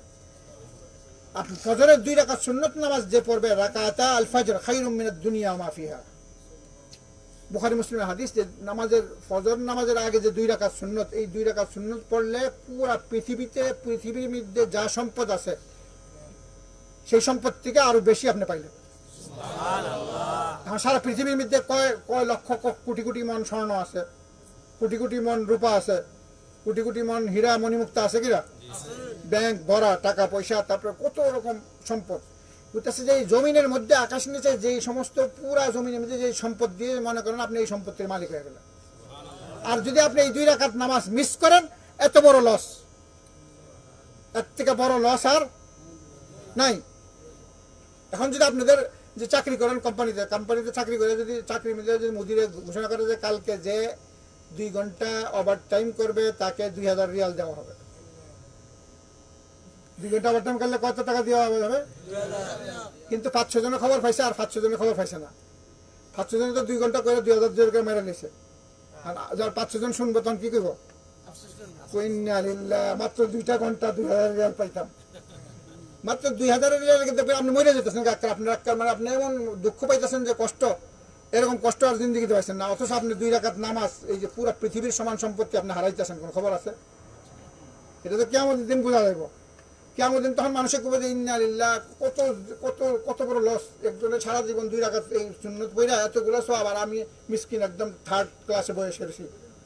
আমার তো এই সময়টা ছিল, আমিও ইচ্ছা করলে তখন আফসোস করবেন, অনুতপ্ত হবে মানুষ, কিন্তু কোনো ফায়দা হবে না, সময় শেষ। কাজেই হাদিস শরীফে আছে, যে ব্যক্তি জামাতের সাথে এশার নামাজ পড়বে এবং ফজরের নামাজ জামাতের সাথে পড়বে, সারা রাত্র ইবাদত করার সওয়াব পাবে। কিন্তু শর্ত হচ্ছে কি?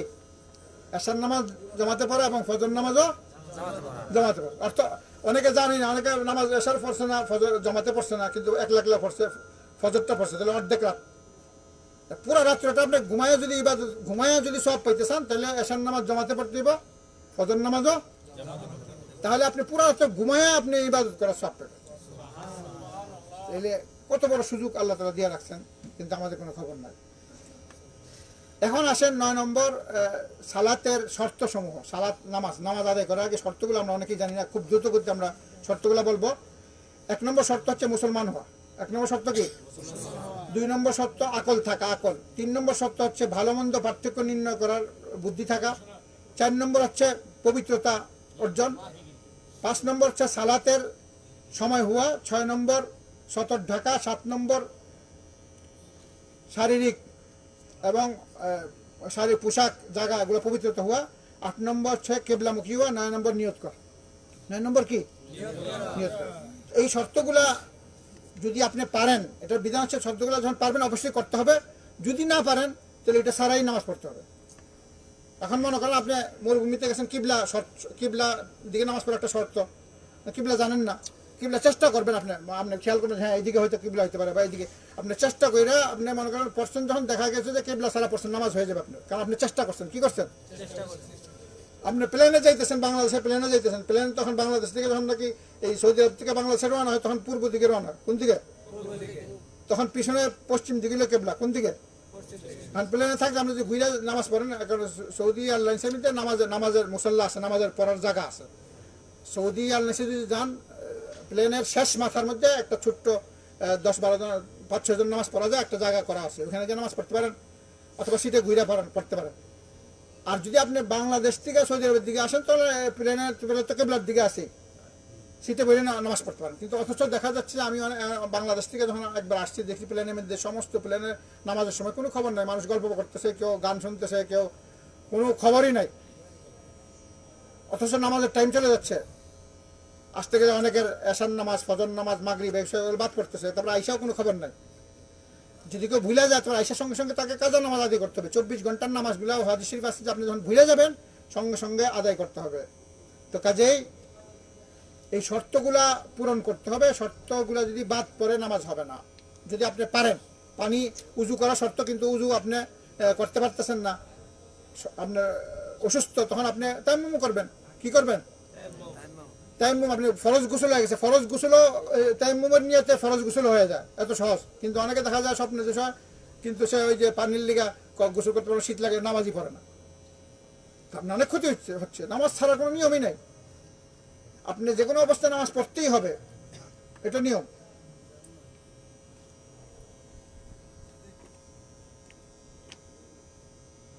কি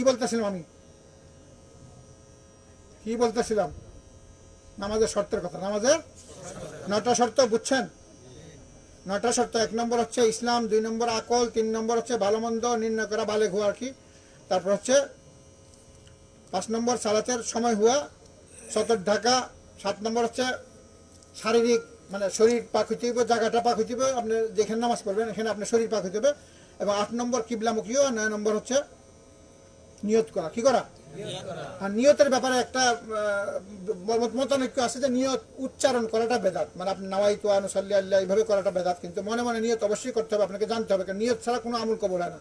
পৃথিবীর যে কোনো ইবাদত নিয়ত লাগবে, নিয়ত অবশ্যই, ইন্নামাল আমালু বিন্নিয়া, কিন্তু নিয়তের স্থান হচ্ছে কল্ব, অন্তর। মনে মনে আপনাকে থাকতে হবে যে আপনি আজকে এশার নামাজ পড়তেছেন, আপনি কেবলার দিকে আসেন, কিন্তু আপনি আল্লাহরে আপনি বললেন হ্যাঁ আল্লাহ নাওয়াইতু, আমি নিয়ত করতেছি, আমি দাঁড়াইলাম তোমার সামনে, তাহলে আপনি মনে করতেছেন আল্লাহ বুঝে না, আল্লাহ জানে না। আল্লাহ তো আপনার অন্তরের খবর জানে। এই যে নিয়ত করতে হবে অবশ্যই, নিয়ত কবুল হওয়ার শর্ত, কিন্তু নিয়ত করাটা, এই ডায়লগ বলাটা, এটা বেদাত, এটা রাসূলুল্লাহ করেন নাই, সাহাবারা করেন নাই, এই জিনিসটা খেয়াল রাখবেন। তারপরে আসেন সালাতের রুকুন সমূহ। রুকুনটাই এমন জিনিস যে রুকুনগুলা বাদ পড়লে নামাজই হবে না। রুকুনটা 14টা রুকুন রয়েছে। 1 নম্বর রুকুন হচ্ছে দাঁড়ায় নামাজ পড়া। আপনি যদি পারেন দাঁড়ায়, যদি পারেন আপনি সমর্থ আছে তাহলে দাঁড়ায়, বসে পড়লে হবে না। যদি দাঁড়ায় না পড়বেন তখন বসে পড়বেন। 1 নম্বর দাঁড়ায় পড়া, 2 নম্বর তাকবীরে তাহরিমা বলা, 2 নম্বর কি বলা? আল্লাহু আকবার। এটার মাধ্যমে আপনি হারাম করে দিলেন দুনিয়ার সমস্যা। 3 নম্বর হচ্ছে সূরা ফাতিহা পাঠ করা। 3 নম্বরে সূরা ফাতিহা ছাড়া নামাজ হয় না। লা সালাতা লিমান লাম ইয়াকরা বিফাতিহাতিল কিতাব। আপনি সর্ব অবস্থায় নামাজে একা পড়েন, নামাজের ইমামের পিছনে পড়েন, জোরে নামাজ হোক আস্তে নামাজ হোক, সর্ব অবস্থায় আপনাকে সূরা ফাতিহা পড়তে হবে। ইমাম পড়ুক, আপনি ইমামের সময় দেখ আর না দেখ, এটা অনেকে এখানে যে ইমাম যখন পড়তেছে আমার শুনতে হবে, এগুলা নিয়ে অনেক মানুষের চালাকি করে। কিন্তু রাসূলুল্লাহ সাল্লাল্লাহু আলাইহি ওয়াসাল্লাম বলে দিয়েছেন, রাসূলের কথা, আমার কথা না। কার কথা? রাসূল বলছে যে ব্যক্তি লা সালাতা লিমান লাম ইয়াকরা বিফাতিহাতিল কিতাব, যে ব্যক্তি তার নামাজে সূরা ফাতিহা পড়বে না তার নামাজ হবে না। আমার কথা না, কার কথা? রাসূলুল্লাহ সাল্লাল্লাহু আলাইহি ওয়াসাল্লামের কথা। আর আল্লাহ বলছে রসুলের কথা মানা মানে আল্লাহকে মানা। রসুলের কথা মানা, আপনি করবেন যে কোরআনে আছে শোনার কথা, রসুলের কিছু, রসুলেরটাই তো কেমনে শুনতে করতে হবে, এটা হলো রসুল। আপনি রসুলের মানলেই কোরআন মানাইব, কিন্তু আপনি করবেন না কোরআন মানুম। তো কোরআন কেমনে মানবেন? কোরআনের মধ্যে তো নামাজের ওয়াক্তের কথা নাই। নামাজের মধ্যে কি ওয়াক্তের কথা আছে? ওয়াক্তের কথা কোথায় আছে? হাদিসে আছে। তাহলে মূল ফর্মুলা হলো রসুলকে মানবেন আপনার। মূল যে রসুলের যেটা যেটা করছে সেটা যদি করেন কোরআন আপনার মানা হয়ে যাবে। কিন্তু এখানে আপনি দলিল দিবেন, যুক্তি দিবেন যে কোরআনে তো আছে যখন নামাজ যখন তেলাওয়াত করা হয় তখন শুনো, তো এটা কি রসুল জানেন না? রসুলের কেন বলছেন? এটা এই জন্য আসছে যেটা এই শোনার কথাটা মক্কাতে অবতীর্ণ হয়েছে, নামাজের কার্যক্রম শুরু হয়েছে মদিনা। তো মদিনায় মক্কার মধ্যে কাফেররা কোরআন যখন পড়া হতো তখন তারা হট্টগোল করতো, তখন রসুল আল্লাহ তাআলা বলছে যে মুসলমানরা যখন কোরআন তেলাওয়াত করা হবে শুনবে, তারা হট্টগোল করবে না। এটা মক্কার। কিন্তু মদিনাতে আসতে পারো আবু হুরায়রা থেকে রসুল আবু হুরায়রাকে প্রেরণ করলেন যে মদিনার অলিতে গলিতে তুমি ঘোষণা দিয়ে দাও যে সূরা ফাতিহা ছাড়া নামাজ হবে না। এবং ফজরের নামাজে একদিন রসুল নামাজ পড়াইতেছিলেন মসজিদ নবীতে, ফজরের নামাজ তো জুড়ে ফজর নামাজ পড়াইতেছিলেন, তখন সাহাবেরা পিছনে পড়তেছিল, তখন রসুল ডিস্টার্ব হচ্ছিল। তখন রসুল সালাম ফিরায় সবাইকে বললেন যে তোমরা আমার পিছনে পড়তেছিলে, আমাকে ডিস্টার্ব করতেছিলে। তখন সাহাবেরা বললো যে হ্যাঁ আমরা পড়তেছিলাম। তখন রসুল বললেন না, আমার পিছনে কখনো পড়বা না, কিন্তু সূরা ফাতিহা অবশ্যই পড়বা। মানে তারা আগে কি করতো, মানুষের সাহাবারা রসুলের পিছনে সূরাও পড়তো, অন্য সূরাও পড়তো। কিন্তু ওই দিন থেকে ঘোষণা দিয়ে দিলেন যে ইমামের পিছনে আপনি শুধু সূরা ফাতিহা পড়বেন, আর কিছু আর বাকিটা শুনবেন, আর বাকিটা শুনবেন। কারণ সূরা ফাতিহা না পড়লে নামাজ হবে না। সূরা ফাতিহা পড়ার পর বাকিটা আপনি শুনবেন। আর আপনি আয়েশা যখন দেখবেন নামাজ ইমাম পড়তেছে তেলাওয়াত, এর জন্য আপনি অপেক্ষা করবেন না। আপনি আয়েশা আপনার যে প্রথম সূরা ফাতিহা অবশ্যই পড়বেন, কারণ সূরা ফাতিহা যদি না পড়ে নামাজই হবে না। কিন্তু পড়লে কোনো দোষ নাই। আপনি ভয়ের থেকে আমাদের দূরে থাকতে হবে যে আমার না পড়লে ক্ষতি, কিন্তু পড়লে কোনো ক্ষতির কথা আসে না। কিন্তু না পড়লে কি ক্ষতির থেকে আমাকে বাঁচতে হবে, এই জিনিসটা খেয়াল রাখতে হবে। 4 নম্বর হচ্ছে রুকু করা। 4 নম্বর রুকু হচ্ছে রুকু। রুকু সারা নামাজ হবে না, রুকু অবশ্যই করতে হবে। এই রুকুর করার ক্ষেত্রে প্রত্যেক রাকাতে একটা রুকু আর প্রত্যেক রাকাতে 2টা সিজদা। কয়টা সিজদা? কিন্তু দুনিয়াতে এমন একটা নামাজ আছে যেই নামাজে 2টা রুকু আছে, জানেন কিনা আপনারা? এমন একটা নামাজ আছে দুনিয়াতে যেই নামাজের রাকাতে 2টা রাকাত, যে এক রাকাতে 2টা রুকু 2টা সিজদা। এটা কোন নামাজ? বৃষ্টির নামাজ। বৃষ্টির না, চন্দ্রগ্রহণ, সূর্যগ্রহণের নামাজ। সূর্যগ্রহণ চন্দ্রগ্রহণ নামাজের মধ্যে 2টা করে রুকু আছে।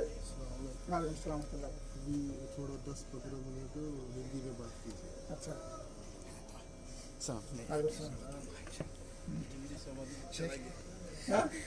এই যে গুরুত্বপূর্ণ জিনিসগুলো হিন্দিতে অনেকে রাগ করছে। अभी बैठे, अभी हिंदी में बात करेंगे। सामने आ जाओ,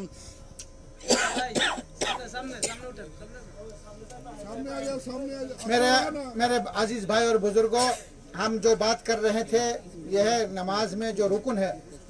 नमाज इतना अहमियत का इबादत है, इसमें 14 रुकन है। 14 रुकन। रुकन का मतलब है कि अगर रुकन इंसान छोड़ दे नमाज में, उसका नमाज बातिल हो जाएगा, नमाज कबूल नहीं होगा। तो 14 रुकन है, 14। सबसे पहले रुकन हमने बताया कि खड़ा होकर क़याम करके नमाज पढ़ना पड़ेगा। क़याम, अगर इंसान का तौफीक हो खड़ा होना, उस वक्त बैठ के नमाज पढ़ना, नमाज नहीं अदा होगा। ये 1 नंबर। 2 नंबर है रुकन है तकबीर तहरीमा। तकबीर तहरीमा बोलकर पढ़कर नमाज में दाखिल होना, अल्लाह अकबर। पहला तकबीर जो है ये रुकन है, इसके बगैर इंसान नमाज में दाखिल नहीं हो सकता। 3 नंबर रुकन जो हमने बताया कि ये नमाज में सूरा फातिहा तिलावत करना। ये सूरा फातिहा में इख्तिलाफ है पूरा दुनिया में, लेकिन इसका जो सही जो है इसका मसला है कि सूरा फातिहा के रसूलुल्लाह सल्लल्लाहु अलैहि वसल्लम ने फरमाया ला सलाता लिमन लम यक़रा बिफातिहल किताब। जो आदमी अपने नमाज में सूरा फातिहा तिलावत नहीं करेगा उसका नमाज नहीं होगा। ये मेरा बात नहीं है, खुद प्यारे नबी मोहम्मद रसूलुल्लाह सल्लल्लाहु अलैहि वसल्लम का ये राय ये है, क्योंकि अल्लाह ताला ने बताया सूरा निसा में, कुरान के सूरा निसा के 80 नंबर आयत, मन युतिइर रसूल फ़क़द अता अल्लाह। जिसने रसूल का इत्तिबा किया उसने अल्लाह का इबादत किया। तो रसूल का इत्तिबा करने में अल्लाह का इबादत कायम होगा। तो रसूल सल्लल्लाहु अलैहि वसल्लम ने बता दिया हमें कि जो बंदा नमाज में सूरा फातिहा तिलावत नहीं करेगा उस नमाज नहीं। लेकिन कुछ लोग दलील देते हैं, झूठा तफसीर कर कर समझाते हैं कि कुरान में आया है वइज़ा कुरिअल कुरान फस्तमिऊ लहू वअनसितू लअल्लकुम तुरहमून। सूरा आराफ का 204 नंबर आयत में आया कि जब कुरान पढ़ा जाता है तो तुम चुप करके सुनो, इसको इसमें ले आता है। तो ये तो आयत रसूल के ऊपर नाजिल हुआ था, रसूल को हमसे पहले पता है, क्योंकि कुरान नाजिल हुआ किसके ऊपर? रसूल के ऊपर। तो रसूल ने समझाया हमें तो ये दलील हम कुरान से देंगे कि रसूल ने जब बता दिया कि इसका मतलब है जब आप नमाज के इमाम के पीछे सूरह फातिहा तिलावत करेंगे यही आप रसूल का इत्तिबा और अल्लाह का इबादत होगा, क्योंकि कुरान का तफसीर सबसे अच्छा किसको पता है? रसूलुल्लाह सल्लल्लाहु अलैहि वसल्लम को। उसके बाद कुछ लोग कहते हैं कि जब ज़ाहिरी नमाज होता है, जब फजर का नमाज या मगरिब और इशा, इसमें जब इमाम जोर से तिलावत करते हैं उस वक्त नहीं पढ़ो, सुनो, और जो आहिस्ता नमाज पढ़ते हैं उसमें पढ़ो। ये भी अपने तरफ से बनाया। रसूल ने यहाँ कोई फर्क नहीं किया। रसूल ने कोई बताया कि तुम इस तरह जो जोहर और ईशा और मगरिब और ईशा और फजर का नमाज, ऐसा नहीं बताया। कोई भी नमाज हो, ये नफल हो, फजर का नमाज हो, अकेला पढ़ो, ये खुद इमाम बनो, ये इमाम के पीछे मुसल्ली हो, मुक्तदी बनो, हर हालात में हर रकात में तुम्हें सूरह फातिहा पढ़ना होगा। अगर सूरह फातिहा तुमने नहीं पढ़ा तो तुम्हारा नमाज नहीं होगा। ये बुखारी, मुस्लिम, तिरमिजी, निसाई, अबू दाऊद, इब्न माजा, जितने हदीस है सब में अन इबादा इब्न सामित रज़ियल्लाहु अन्हु से रिवायत है कि फरमाया कि रसूल ने हाफिज इब्न हजर अस्कलानी जो बुखारी का शरह किया, उसने कहा कि उम्मत के लिए हुज्जत है क़यामत के दिन, जो लोग कहते नहीं पढ़ेगा उनके लिए हुज्जत है। ये हदीस बिल्कुल सही है, 100% सही, और हर हदीस की किताबों में आपको मिलेगा। ये रिवायत किया इबादा इब्न सामित रज़ियल्लाहु अन्हु ने रिवायत किया। और इसमें इससे और एक वजूह हो जाता है कि एक दिन रसूल सल्लल्लाहु अलैहि वसल्लम मस्जिद नबवी में फजर के नमाज पढ़ा रहे थे। मस्जिद नबवी, ये मदीना में आप लोग हैं, मदीना में मस्जिद नबवी में नमाज पढ़ा रहे थे फजर का नमाज। तो फजर का नमाज जोर से तिलावत होता है। जब पढ़ा रहे थे तो पीछे सहाबा किराम रिज़वानुल्लाह अलैहिम पढ़ रहे थे, तिलावत कर रहे थे। तो इसलिए उनको यह महसूस हुआ। तो नमाज ख़त्म करने के बाद रसूल ने पूछा सब सहाबा को कि तुम लोगों ने मेरे पीछे तुम कुछ पढ़ रहे थे? तो सब ने कहा या रसूल हम ऐसा कर रहे थे। तो रसूल ने कहा कि ऐसा मत करो, आज से कोई चीज़ नहीं पढ़ना, सिर्फ तुम सूरह फातिहा पढ़ना, इमाम के पीछे सूरह फातिहा के बगैर और कुछ नहीं पढ़ना। तो बिल्कुल वाज़ेह हो गया कि जब फजर का नमाज हो या ईशा का नमाज हो या मगरिब का जो जोर से तिलावत किया जाता है, उस वक़्त भी इमाम के पीछे अगर इमाम पढ़ता रहे उस वक़्त भी आपको पढ़ना पड़ेगा, क्योंकि रसूल ने इसका वजह बता दिया कि अगर तुम नहीं पढ़ोगे तुम्हारा नमाज नहीं होगा, तुमको ज़रूरी पढ़ना है। ये रसूल का बात है, रसूल को इत्तिबा करना फ़र्ज़ है हर मोमिन के ऊपर। अगर इंसान अगर सूरह फातिहा नहीं पढ़ेगा नमाज बातिल है। ये रुकन है नमाज का, इसलिए इसको रुकन बताया गया। 5 नंबर है रुकू से सीधा खड़ा होना। समी अल्लाहु लिमन हमीदा बता के सीधा होके खड़ा। कुछ लोग है, अक्सर लोग को नजर आता है कि खड़ा भी अच्छी तरह नहीं होता, ऐसा समय अल्लाह साथ साथ रुकू में सजदा में चला जाता, ऐसा उठकर बिल्कुल उठता भी नहीं, कोई तो आधा उठ के फिर सजदा में चला जाता। ये सीधा होके खड़ा होना, क़याम करना, ये रुकन है। रुकू के बाद अब रुकू में जाकर कहेंगे सुबहान रब्बिल अज़ीम, सुबहान रब्बिल अज़ीम, सुबहान रब्बिल अज़ीम, फिर आप समी अल्लाहु लिमन हमीदा होके सीधा होके खड़ा होना पड़ेगा, इंतजार करना पड़ेगा एकदम, क्योंकि दूर से कोई इंसान को पता चले कि ये आदमी खड़ा है, इस तरह पता चलना पड़ेगा कि ये इंसान खड़ा है अभी। और उस वक़्त जो दुआ करना होता है ये है वाजिब। आप जब खड़ा ही नहीं होंगे, साथ साथ रुकू सजदा में चलना, किस वक्त दुआ पढ़ेंगे? समी अल्लाहु लिमन हमीदा कहकर रब्बना वलकल हम्द हम्दन कसीरन तय्यिबन मुबारकन, और बहुत ज़्यादा लंबा दुआ है। तो इसलिए ये पाकिस्तान, इंडिया, बांग्लादेश के अक्सर नमाजियों में नज़र आता है कि ये रुकू इमाम और मुक्तदी दोनों के बारे में ऐसा नज़र आता है कि समी अल्लाहु लिमन हमीदा कहने ना कहते ही सीधा कहाँ चले जाते, सजदा में चला जाता। तो इस तरह तो नमाज नहीं अदा हो रही, रुकन है, रुकन, आपका नमाज बातिल है। तो इंसान इस बारे में तालीम ना होने की वजह से ये गलत या हो रहा है। अल्लाह ताला सबको तौफीक अता फरमाए। उसके बाद आपको खड़ा होकर उसके बाद सजदा में जाना है इत्मीनान के साथ। सजदा में जब जाएंगे तो सजदा में जाते वक्त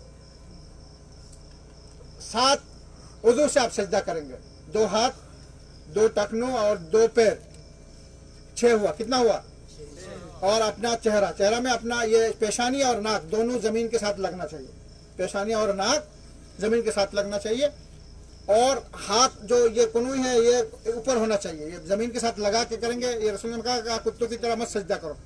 आपका हाथ ये आपके चेहरे के बराबर, एकांत के बराबर होगा, और आपके नीचे से खुला जगह होगा, और हाथ ये कोने ऊपर रहना पड़ेगा। तो इस तरह आपको 7 उज़ू से सजदा देना पड़ेगा। तो ये सजदा करना भी रुकन है। 2 सजदा करना पड़ेगा। तो पहला सजदा करने के बाद आप जब सजदा से फिर बैठेंगे, सामने 2 सजदा के दरमियान बैठना, ये भी रुकन है। 2 सजदा के दरमियान बैठना। ये कुछ लोग एक सजदा देकर सिर उठाते नहीं, सेकंड के अंदर फिर दूसरा सजदा में चले जाते हैं। इस तरह भी नमाज नहीं होगा, क्योंकि आप अल्लाह के सामने हैं, आप कोई आम आदमी के सामने नहीं है। रब्बुल आलमीन, बादशाह का बादशाह, जन्नत का जो मालिक है, जहन्नम, उसके सामने आप ताज़ीम कर रहे हैं। तो ताज़ीम का ये निज़ाम जो है, निज़ाम सुन्नत पूरी तरह अदा करना पड़ेगा। तो इसलिए सजदा में, एक सजदा में उठकर पूरा बैठना पड़ेगा। ये 8 नंबर है, 2 सजदा के दरमियान बैठना। 9 नंबर है आखिरी बैठक, आखिरी तशहुद का जो बैठक है ये रुकन है, लेकिन दरमियाना जो बैठक है मगरिब का 3 रकात का और इशा का और जोहर का जो दरमियाना बैठक है ये है वाजिब। लेकिन आखिरी बैठक ये मगरिब का हो या इशा का हो, जो भी नफल, जो भी नमाज का आखिरी जो बैठक है तशहुद है वो रुकन है, उसके बगैर नमाज बातिल है। यह है 10 नंबर। 9 नंबर। 10 नंबर है आखिरी तशहुद पढ़ना, ये भी रुकन है। आखिरी तशहुद यानी आप जो दरमियान में तशहुद पढ़ेंगे ये वाजिब है, लेकिन आखिर में जो आप तशहुद पढ़ेंगे ये वाजिबात, तहिय्यातु लिल्लाहि वस्सलावातु वत्तय्यिबातु, अस्सलामु अलैका अय्युहन नबिय्यु व रहमतुल्लाहि व बरकातुहू, अस्सलामु अलैना व अला इबादिल्लाहिस सालिहीन, अशहदु अल्ला इलाहा इल्लल्लाह व अशहदु अन्ना मुहम्मदन अब्दुहु व रसूलुहु। ये तशहुद जो है आखिरी बैठक में पढ़ना, ये रुकन है। 11 नंबर रुकन है दुरूद पढ़ना, रसूल के ऊपर दुरूद पढ़ना। ये दुरूद जो हदीस में, कुरान में आया हुआ है, अपने मर्जी से कोई दुरूद पढ़ेंगे और इसमें दुरूद में कोई लफ्ज़ भी जोड़ देंगे, नमाज नहीं होगा, बातिल हो जाएगा। नमाज में जो आप दुरूद पढ़ेंगे इस तरह बताएंगे, दुरूद इब्राहिमी, अल्लाहुम्मा सल्ली अला मुहम्मद व अला आलि मुहम्मद कमा सल्लैता अला इब्राहीम व अला आलि इब्राहीम इन्नका हमीदुम मजीद, अल्लाहुम्मा बारिक अला मुहम्मद व अला आलि मुहम्मद कमा बारकता अला इब्राहीम व अला आलि इब्राहीम इन्नका हमीद। लेकिन अल्लाहुम्मा सल्ली अला सय्यदना कहेंगे नहीं होगा, क्योंकि यहाँ रसूल ने सिखाया अल्लाहुम्मा सल्ली अला मुहम्मद। बुखारी की हदीस में आया हुआ है, कुरान की तफसीर है, सूरा अहज़ाब का 56 नंबर आयत, और उसके तफसीर में देखें कि रसूल सल्लल्लाहु अलैहि वसल्लम को जब ये आयत नाजिल हुआ कुरान का, सूरा अहज़ाब का 56 नंबर आयत, अऊज़ु बिल्लाहि मिनश शैतानिर रजीम, इन्नल्लाहा व मलाइकतहु युसल्लूना अलन नबी या अय्युहल्लज़ीना आमनू सल्लु अलैहि व सल्लिमू तस्लीमा। तो सहाबा किराम ने कहा, या रसूल हम तो आपको सलाम देते हैं, सलाम पढ़ते हैं, हमको सलाम देना आता है, लेकिन दुरूद किस तरह पढ़ेंगे? उन्होंने कहा हमें दुरूद सिखाइए। फिर रसूल ने कहा कूलू, तुम लोग बोलो, इस तरह बोलो, अल्लाहुम्मा सल्ली अला मुहम्मद व अला आलि मुहम्मद कमा सल्लैता अला इब्राहीम व अला आलि इब्राहीम इन्नका हमीदुम मजीद, अल्लाहुम्मा बारिक अला मुहम्मद, इस तरह पढ़ना पड़ेगा। लेकिन ये जो लफ्ज़, जिस तरह रसूल ने लफ्ज़ बयान किया उसी तरह उसमें कोई नया कोई लफ्ज़ जोड़ देना या कोई लफ्ज़ को छोड़ देना, ऐसा अदा नहीं होगा, क्योंकि ये रुकन है, ये रुकन है। ये है, हमने बताया कि दुरूद पढ़ना कितना नंबर रुकन बताया? 11 नंबर। 12 नंबर रुकन है कि नमाज का जो तरतीब ठीक रखना, नमाज की तरतीब, पहले आप क़याम करेंगे, पहले तकबीर देंगे, तकबीर तहरीमा, उसके बाद आप क़याम करेंगे, क़याम के बाद रुकू करेंगे, रुकू के बाद आप फिर उठेंगे, उसके बाद सजदा करेंगे। लेकिन आप पहले अगर रुकू कर ले बाद में सजदा करें, फिर नहीं होगा। ये तरतीब उल्टा करेंगे नमाज में, तो तरतीब ठीक रखना ये भी क्या है? रुकन है, 12 नंबर। 13 नंबर है इत्मीनान से खुशू खुदू से नमाज पढ़ना, यानी जल्दी जल्दी करना, जल्दी जल्दी आपको बहुत सारे नमाजी जब दूसरे देखते कि इसके बहुत जल्दी कर रहा है, यानी कोई काम ज़रूरी है, ऐसा नहीं। इंसान नमाजी को देखेगा, सोचेगा कि इसके और दुनिया में कोई काम नहीं है, यही उसका मेन काम है, असली काम, क्योंकि अभी आप अल्लाह के सामने हैं। जल्दी जल्दी करना और दुनिया का सोचना, ये फिर नहीं। इत्मीनान से आहिस्ता आहिस्ता आप रुकू करेंगे, रुकू में बिल्कुल सही रुकू में आप गुजारेंगे। फिर जब सजदा में जाएंगे, बिल्कुल सजदा में इत्मीनान के साथ सजदा में, सजदा के दरमियान बैठेंगे और हर चीज़ आहिस्ता आहिस्ता पढ़ना, तिलावत करना, जल्दी ना करना। अत्तहिय्यातु लिल्लाहि वस्सलातु, इस तरह पढ़ेंगे। फिर नमाज में सुबहान रब्बियल आला, सुबहान रब्बी, हर चीज़ आराम से करना, ये रुकन है। और आखिरी जो रुकन है 14 नंबर, सलाम फेरना। क्या करना? अस्सलामु अलैकुम रहमतुल्लाह, अस्सलामु अलैकुम। तो इस सलाम फेरने में एक मुश्किल है, जो लोग जमात से नमाज पढ़ते हैं इमाम के साथ साथ सलाम देते हैं, नहीं, ये गलत है। और इमाम के पहले अगर कोई सलाम दे दे तो उसका नमाज बातिल है, और इमाम के साथ साथ सलाम देना ये भी बातिल है।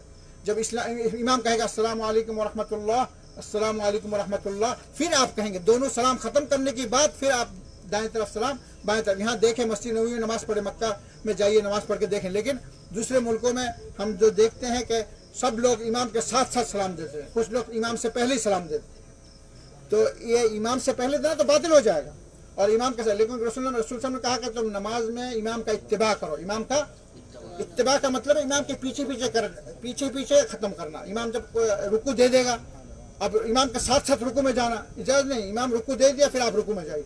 इमाम रुकू से खड़ा हो गया समय अल्लाह में, फिर आप खड़ा हो गए, लेकिन आप इमाम के साथ साथ मुसाबका कर रहे हैं, उसके साथ आप कंपटीशन कर रहे हैं, नहीं, ये जायज़ नहीं।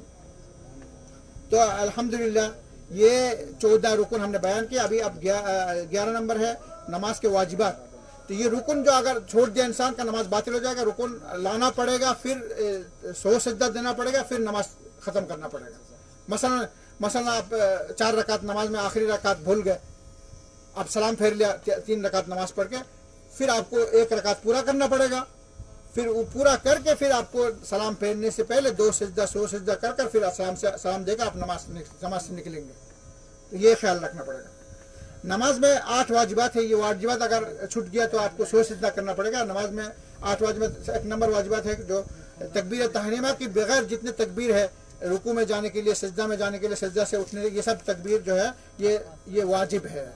ये अगर आपसे छूट गया तो आपको 100 सजदा करना पड़ेगा। मसलन आप सजदा से उठ गया तकबीर के बगैर, अल्लाह अकबर नहीं बता, तो ये इसलिए आपको 100 सजदा करना पड़ेगा। আপনারা তো বাংলা ভাষা ভাষী, তারা কি বুঝেন কথা? কেউ বুঝেন না এমন কেউ আছে? সবাই বুঝেন তো? আলহামদুলিল্লাহ। अच्छा, तो ये तकबीर तहरीमा के बगैर जितने तकबीर है ये वाजिब है। 2 नंबर रुकू में जाकर 1 दफ़ा सुबहान रब्बियल अज़ीम पढ़ना, ये 1 दफ़ा पढ़ना वाजिब है। कितना? बाकी 2, 3, 4, 10 जितना दफ़ा पढ़ सकें ये नफल है, सुन्नत है। या लेकिन 1 दफ़ा आपको अगर 1 दफ़ा भी नहीं पढ़ा, रुकू में चले गए फिर उठ गए, फिर आपको सजदा देना पड़ेगा। रुकू हो जाएगा लेकिन रुकू में जो तस्बीह है आपने नहीं पढ़ा, तो सुबहान रब्बियल अज़ीम कम से कम 1 दफ़ा पढ़ना ये वाजिब है। 3 नंबर है इमाम के लिए बताना समी अल्लाहु लिमन हमीदा, जो अकेला पढ़ेगा ये इमाम, और जो मुक्तदी होगा वो कहेगा रब्बना वलकल हम्द, रब्बना लकल हम्द, वलकल हम्द, अल्लाहुम्मा रब्बना, सब जायज़ है। रब्बना लकल हम्द बता सकते हैं, रब्बना वलकल हम्द, अल्लाहुम्मा रब्बना वलकल हम्द, ये सब चीज़ जायज़ है, हदीस में जिक्र है। तो ये पढ़ना वाजिब है। 4 नंबर है रब्बना वलकल हम्द बताना। 5 नंबर है सुबहान रब्बियल आला पढ़ना। सजदा में जाकर क्या पढ़ना? 1 दफ़ा सुबहान रब्बियल आला 1 दफ़ा पढ़ना वाजिब है। लेकिन ज़्यादा जितना पढ़ सके अल्हम्दुलिल्लाह अच्छा है। 3 दफ़ा पढ़ना सुन्नत है, उससे ज़्यादा आप पढ़े कोई मुश्किल नहीं। उसके बाद 6 नंबर 2 सजदा के दरमियान, जब 1 सजदा देकर आप बैठना इत्मीनान के साथ, ये रुकन है। जब बैठेंगे अब 2 सजदा के दरमियान, लेकिन आप सजदा देकर साथ साथ दूसरा सजदा में चले जाएंगे तो आपने नहीं बैठा, तो ये रुकन ख़त्म, नमाज बातिल हो जाएगा। लेकिन जब आप बैठेंगे ये 2 सजदा के दरमियान जब बैठेंगे इत्मीनान के साथ, उस वक़्त ये दुआ पढ़ना रब्बिग़फिरली, कम से कम यहाँ तक पढ़ना ये वाजिब है। रब्बिग़फिरली यहाँ तक पढ़ना वाजिब है। लेकिन रब्बिग़फिरली वरहमनी वहदिनी वरज़ुक़नी वआफ़िनी वजबुरनी ये सुन्नत है। ये क्या है? ज़्यादा जितना पढ़ सके कोई मुश्किल नहीं है। 7 नंबर है तशहुद के लिए बैठना वाजिब। जो नमाजें 3 रकात है या 4 रकात, इनमें दरमियाना बैठना ये वाजिब है, और इसके तशहुद पढ़ना था। 8 नंबर है तशहुद पढ़ना, और ये 7 नंबर हमने बताया कि तशहुद के लिए बैठना। ये 8 वाजिबात इंसान के ऊपर अदा करना ज़रूरी है। अगर वो अदा नहीं करेगा तो उसके लिए 100 सजदा करना पड़ेगा। अगर मगर भूल गए, मसलन आपने 2 रकात 4 रकात इशा का पढ़ रहे हैं, तो 2 रकात में बैठने के लिए आप भूल गए, खड़ा हो गए, तो अगर खड़ा हो गए फिर बैठने की कोई ज़रूरत नहीं। कुछ लोग सोचते हैं कि क्यों नहीं बैठता, लुकमा देते हैं पीछे से। और लुकमा देने का जो तरीका है, सब कहते हैं अल्लाह अकबर। ये अल्लाह अकबर गलत है। लुकमा देने के लिए सुबहान अल्लाह कहना पड़ेगा। क्या कहना पड़ेगा? सुबहान अल्लाह। और औरत लोग अगर पीछे नमाज पढ़े तो औरत लोग ताली मारेंगे। क्या मारेंगे? ताली। वो नहीं बना, वो ताली मारेंगे अगर कोई औरत लोग हो। लेकिन मर्द लोगों के लिए है कि वो इमाम का लुकमा देने के लिए तरीका जो है सुबहान अल्लाह कहना मसलन। लेकिन अगर इमाम नहीं उठा, थोड़ा सा उठने के लिए तैयारी की उस वक्त बैठ जाएगा, लेकिन अगर खड़ा हो गया फिर वापस जाना ज़रूरी नहीं है। कुछ लोग के पास इल्म नहीं है, वो हमारे पास सवाल करते हैं कि इमाम हमने लुकमा दिया फिर इमाम नहीं बैठा, फिर ऐसा क्यों किया? तो इमाम खड़ा हो गया इसलिए नहीं बैठा, खड़ा हो गया तो क्योंकि अभी क़याम में चला गया, रुकुन में चला गया, रुकुन से फिर वाजिब में वापस आना ये जायज़ नहीं, रुकुन में चला गया। लेकिन ये जो बैठक की तब्दील इसका तब्दीली है कि सौ सजदा देना, सौ सजदा में ये पूरा हो जाएगा। समझ आ गया? तो ये सुन्नत है, ये 8 वाजिबात हमने बयान किया। तो इस बारे में हमें अदा करना चाहिए कि हर इंसान को अगर वाजिब छूट जाए तो उसके लिए उसके तब्दील में सौ सजदा करना, अगर रुकन छूट जाए तो नमाज बातिल हो जाएगा, रुकन को लाना पड़ेगा, फिर उसके बाद पूरा करके सौ सजदा देना होगा। अभी आइए नमाज में जो सुन्नत है, सुन्नतें हैं बहुत सारे, 40 किस्म का सुन्नत है, 40 सुन्नत है। इतना जिक्र करने के वक़्त नहीं है, हम मुख्तसर जो ज़रूरी सुन्नत है जिसमें इख्तिलाफात है वो सुन्नत हम बयान करेंगे। तो सुन्नत अदा करना ये ज़रूरी है क्योंकि रसूल सल्लल्लाहु अलैहि वसल्लम ने फरमाया सल्लू कमा राअयतुमूनी उसल्ली, तुम लोग उसी तरह नमाज़ पढ़ो जिस तरह तुम मुझे नमाज़ पढ़ने देख रहे हो। तो इस सुन्नत 2 किस्म का है कि पढ़ने के ज़रिए सुन्नत अदा करना और कुछ जिस्म में हरकत के ज़रिए सुन्नत अदा करना, ये भी सुन्नत है। तो ये बहुत किस्म के, मसलन आप जब एक सुन्नत है, आप जब सजदा में जाएंगे खड़ा होकर, तो सजदा में जाने के वक्त इख्तिलाफ है कि आप पहले हाथ रखेंगे या पहले टखनू रखेंगे। हाँ, तो ये अक्सर लोग टखनू पहले रखते हैं, लेकिन सही हदीस से जो साबित है पहले क्या रखना पड़ेगा? हाथ, फिर ये इस तरह, ये सुन्नत है। अभी आप तकबीर तहरीमा के अगर हाथ कहाँ तक उठाएंगे,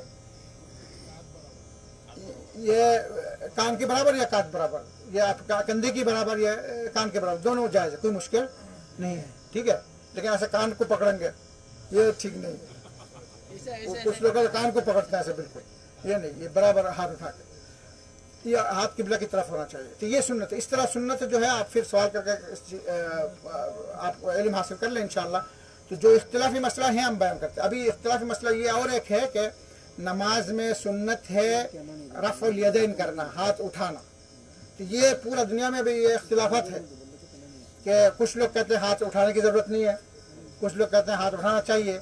तब इस बारे में जो हदीस है बुखारी और मुस्लिम का सही हदीस है, उमर इब्न ख़त्ताब अब्दुल्लाह इब्न उमर की रिवायत है, बुखारी का हदीस का है कि रसूलुल्लाह सल्लल्लाहु अलैहि वसल्लम नमाज में 4 जगह हाथ उठाते थे। कितना जगह? 4 जगह हाथ उठाते थे। 1 नंबर तकबीर तहरीमा के वक़्त, 1 नंबर कहाँ? तकबीर तहरीमा के वक़्त। 2 नंबर है रुकू में जाने से पहले, रुकू में जाने से अभी आप अपने तकबीर तहरीमा तिलावत कर रहे हैं, फिर जाने के अल्लाहु अकबर हाथ उठा के फिर जाइए। रुकू से फिर उठकर, जब रुकू से फिर आप वापस समय अल्लाहु लिमन हमीदा कहेंगे उस वक्त भी हाथ उठाना, ये सुन्नत है। कितना हुआ? 3। 4 नंबर है जब आप मगरिब का नमाज पढ़ेंगे और या 4 रकात की नमाज जो है वो जब आप दरमियाना बैठक से उठेंगे, अब तहियत मगरिब के 2 रकात पढ़ के जब उठेंगे उस वक्त भी हाथ उठाना।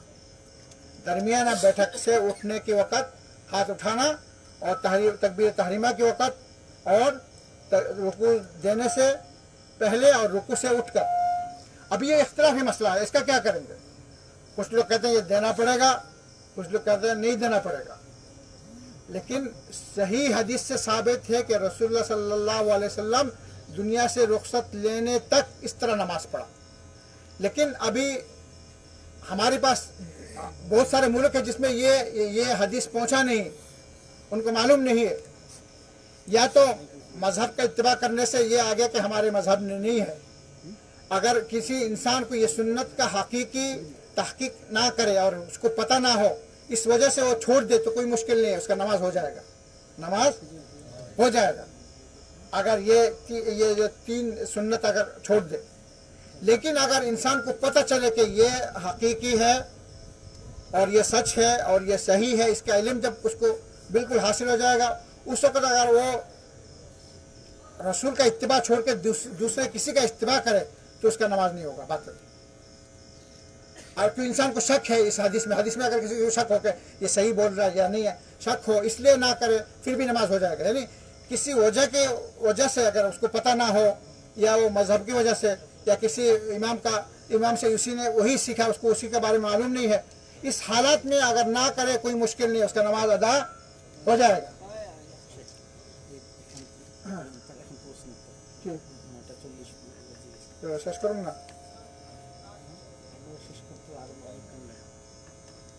अच्छा, ये आप सुन्नत, आपको जो नमाज का किताब है ये आपको दिया हुआ है, ये आपको किताब है, उसमें है ये सब चीज़। दूसरा इख्तिलाफ एक चीज़ बताते हैं जो मशहूर है, आमीन कहना ज़ोर से, ये एक सुन्नत है। आमीन ज़ोर से कहना क्या है? सुन्नत है, हदीस में साबित है। लेकिन कुछ लोग कहते हैं नहीं, ज़ईफ़ में है कि हदीस में नहीं आया, ऐसा है ऐसा है वैसा है कि हमारे मजहब नहीं। ये गलत बात है। अगर जिसको पता ना हो आस्ता कहे, कोई मुश्किल नहीं, आस्ता भी अच्छा, लेकिन ज़ोर से कहना, ये यहूदी लोग हसद करते थे मुसलमानों के साथ, ये ज़ोर से आमीन कहना। इसे हदीस में आया कि यहूदी लोग मुसलमानों के साथ जो हसद करते थे, ये ज़ोर से आमीन। आमीन तो अच्छा चीज़ है कि अल्लाह तुम कबूल करो, अल्लाह तुम। लेकिन जब इंसान महफिल में जब तकरीर करता है, जब वाज करता है, उस वक्त तो ज़ोर से आमीन कहते हैं, उस वक्त कोई मुश्किल नहीं होता। अभी जब हम कहेंगे कि ये दुआ करेंगे, आप लोग सब ज़ोर से कहते हैं आमीन, लेकिन नमाज के अंदर में इसमें इख्तिलाफ बन गया। नमाज के अंदर में दुआ है, नमाज में भी आप दुआ, और सूरह फातिहा दुआ है, जब तिलावत किया जाता है तो उस वक्त जोर से आमीन कहना सुन्नत है। जब ये हदीस में आया कोई मुश्किल नहीं, लेकिन आपको पता नहीं है, आपने यही सीखा छोटे वक्त से कि आहिस्ता पढ़ना, ये कोई मुश्किल नहीं अगर पता ना हो।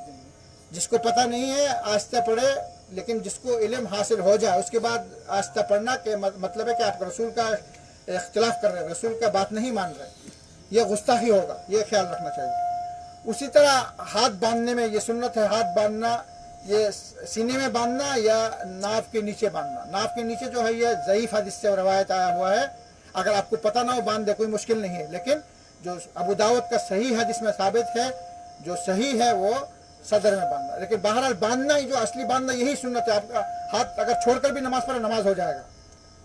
हाथ अगर छोड़ के भी आप नमाज पढ़े फिर भी नमाज हो जाएगा। इससे लड़ाई करने की कोई ज़रूरत नहीं कि तुम क्यों नहीं बांधते, तुम्हारे नहीं, ये इल्मी बात है। जो जोर से आमीन कहता है उसको आपको सिखा दें कि आमीन जोर से कहना अच्छा है। अगर ना कहे कोई मुश्किल नहीं, इसकी लड़ाई मत करे, ये सुन्नत है। अगर इनकार करे फिर ईमान चला जाएगा, नमाज भी नहीं होगा। लेकिन इंसान को बताना चाहिए कि ये सुन्नत है। अगर सुन्नत की हैसियत से अगर वो नहीं किया तो कोई मुश्किल नहीं, नमाज अदा हो जाएगा। नमाज सुन्नत का मतलब है जो चीज़ करने में पूरा सवाब मिलेगा, नहीं करने में कोई गुनाह नहीं हो, लेकिन इनकार करना ये जायज़ नहीं। ठीक है, तो सही साबित है क्योंकि आप मदीना में आए हैं, मक्का मदीना में नमाज पढ़े, देखे जोर से पूरा। अभी आप भी यहाँ करते हैं, लेकिन वो दूसरे मुल्कों में वो उसका एतराज़ करते हैं, क्यों कर रहे हैं? एतराज़ करना जायज़ नहीं है। आप कर रहे हैं लेकिन आप खुद भी नहीं करते, दूसरे को भी करने नहीं देते, ये गुनाह है। दिल बड़ा होना चाहिए, इल्म आपको पता करना, आपको इत्तला देना चाहिए कि ये सही सुन्नत में साबित है। तो ये चीज़ें इख्तिलाफी जो मसला है ये आप उलमा से सवाल करके सीख ले। और हम दुआ करते हैं कि अल्लाह रब्बुल आलमीन हम सबको सही नमाज, जिस तरह रसूल सल्लल्लाहु अलैहि वसल्लम ने नमाज अदा किया और बताया कि इस तरह नमाज पढ़ो, उसी तरह नमाज पढ़ने की तौफीक अता फरमाए। आमीन। और नमाज ऐसा एक इबादत के नमाज के ज़रिए ईमान की ज़्यादती होता है, ईमान बढ़ता है। ईमान क्या होता है? और इंसान अल्लाह के पास प्यारा होता है, और उसके लिए जन्नतुल फिरदौस मिलने के लिए एक रास्ता है, अल्लाह का दीदार का रास्ता है, और इसको छोड़ना बहुत बड़ा गुनाह है। तो इंसान को चाहिए हर भाई नमाज का अहतमाम करे और इसको सही तरह खुशू और खुदू के साथ अदा करे, और नमाज में गफलती मत करे। 5 वक़्त नमाज रोज़ाना अदा करना। और अगर कोई इंसान सो जाए और भूल जाए तो हदीस में है कि अगर कोई इंसान बंदा सो जाता है तो उठने के साथ साथ नमाज पढ़ ले, अदा कर ले, इसमें देर ना करे। इसी तरह अगर नमाज उसका होता है कज़ा हो जाता है, कज़ा का मतलब है 24 घंटे का जो नमाज है, 24 घंटा में अगर आपका नमाज भूल गए, मसलन आप सो गए, फजर को नहीं उठ सके, तो जब भी उठेंगे साथ साथ नमाज पढ़ना पड़ेगा। उस वक्त ऐसा नहीं सोचेंगे कभी सूरज उठ रहा है उस वक्त नमाज नहीं, सूरज उठे या डूबे, जो मना वक़्त है उस वक़्त भी आपको नमाज पढ़ना पड़ेगा। देर करने का कोई गुंजाइश नहीं है। इंसान को चाहिए नमाज जब भी इंसान भूल जाए, जब याद आ जाए, साथ साथ नमाज अदा करे। उसी तरह अगर नींद में भूल जाए, उठने के साथ साथ अदा करे, और 24 घंटा का नमाज कज़ा वक़्त पर अदा करे, और तरतीब ठीक रखे। मसलन फजर का नमाज आपका कज़ा हो गया तो ज़ोहर से पहले फजर का नमाज पढ़ना पड़ेगा, फिर ज़ोहर का नमाज। अगर आपको असर का वक़्त याद आए तो आपका 2 वक़्त का नमाज कज़ा हो रहा है, पहले फजर फिर ज़ोहर फिर असर पढ़ना पड़ेगा। लेकिन आपने पहले असर पढ़ेंगे, फिर बाद में आप फजर पढ़ेंगे, ज़ोहर फिर बातिल है नमाज। तरतीब ठीक रखना पड़ेगा। कज़ा के वक़्त तरतीब ठीक रखना पड़ेगा, क्योंकि अहज़ाब जंग अहज़ाब में सहाबा किराम रसूल को लेकर उनको उनका नमाज कज़ा हो गया, तो रसूलुल्लाह सल्लल्लाहु अलैहि वसल्लम ने तरतीब के साथ अदा किया। पहले फजर पढ़ा, उसके बाद ज़ोहर पढ़ा, उसके बाद असर पढ़ा, उसके बाद मगरिब और इशा। तो ये नमाज का तरतीब ठीक रख के नमाज का कज़ा करेंगे और अल्लाह ताला हमें तौफीक दे रहे। और नमाज जो जब सफ़र में जब जाएंगे तो उसके लिए कसर नमाज है। इंसान अगर 80-85 किलोमीटर सफ़र करे तो उसके लिए सहूलत दिया गया कि इंसान उस वक़्त ईशा का नमाज 2 रकात पढ़े और ज़ोहर का नमाज असर का नमाज 2 रकात करके पढ़ सकते हैं और जमा कर भी पढ़ सकता है। मसलन ज़ोहर और असर एक साथ और मगरिब और इशा एक साथ पढ़ सकता है। ये सहूलत है इंसान सफ़र के लिए। तो अल्लाह ताला हम सबको उसी तरह नमाज अदा करने की तौफीक अता फरमाए जिस तरह रसूलुल्लाह सल्लल्लाहु अलैहि वसल्लम ने नमाज अदा किया। और नमाज के ज़रिए अल्लाह ताला हमारी ज़िंदगी के हर गुनाहों को माफ़ कर दे और हमको रसूलुल्लाह सल्लल्लाहु अलैहि वसल्लम की शफ़ाअत अता फरमाए और अज़ाब और हिसाब के बगैर सबको जन्नतुल फिरदौस में जाने की तौफीक अता फरमाए। सल्लल्लाहु अलैहि मुहम्मद व अला आलिहि वसल्लम। हमारे एक भाई के वालिद मरीज़ है, उनके लिए दुआ करते हैं अल्लाह ताला उनको शिफा अता फरमाए और उनके हर मुसीबत दूर कर दे। और हमारी भी हर किस्म के शिफा अल्लाह ताला हम हर किस्म के मरद से बीमारी से हमें शिफा अता फरमाए और हमारी हर दुनिया व आखिरत की हर मकसूद पूरा करे और दुनिया आखिरत की फलाह और कामयाबी अता फरमाए। आमीन। सल्लल्लाहु अलैहि नबीना मुहम्मद व अला आलिहि व अस्हाबिहि अजमईन बिरहमतिका या अरहमर राहिमीन। अभी सवाल जवाब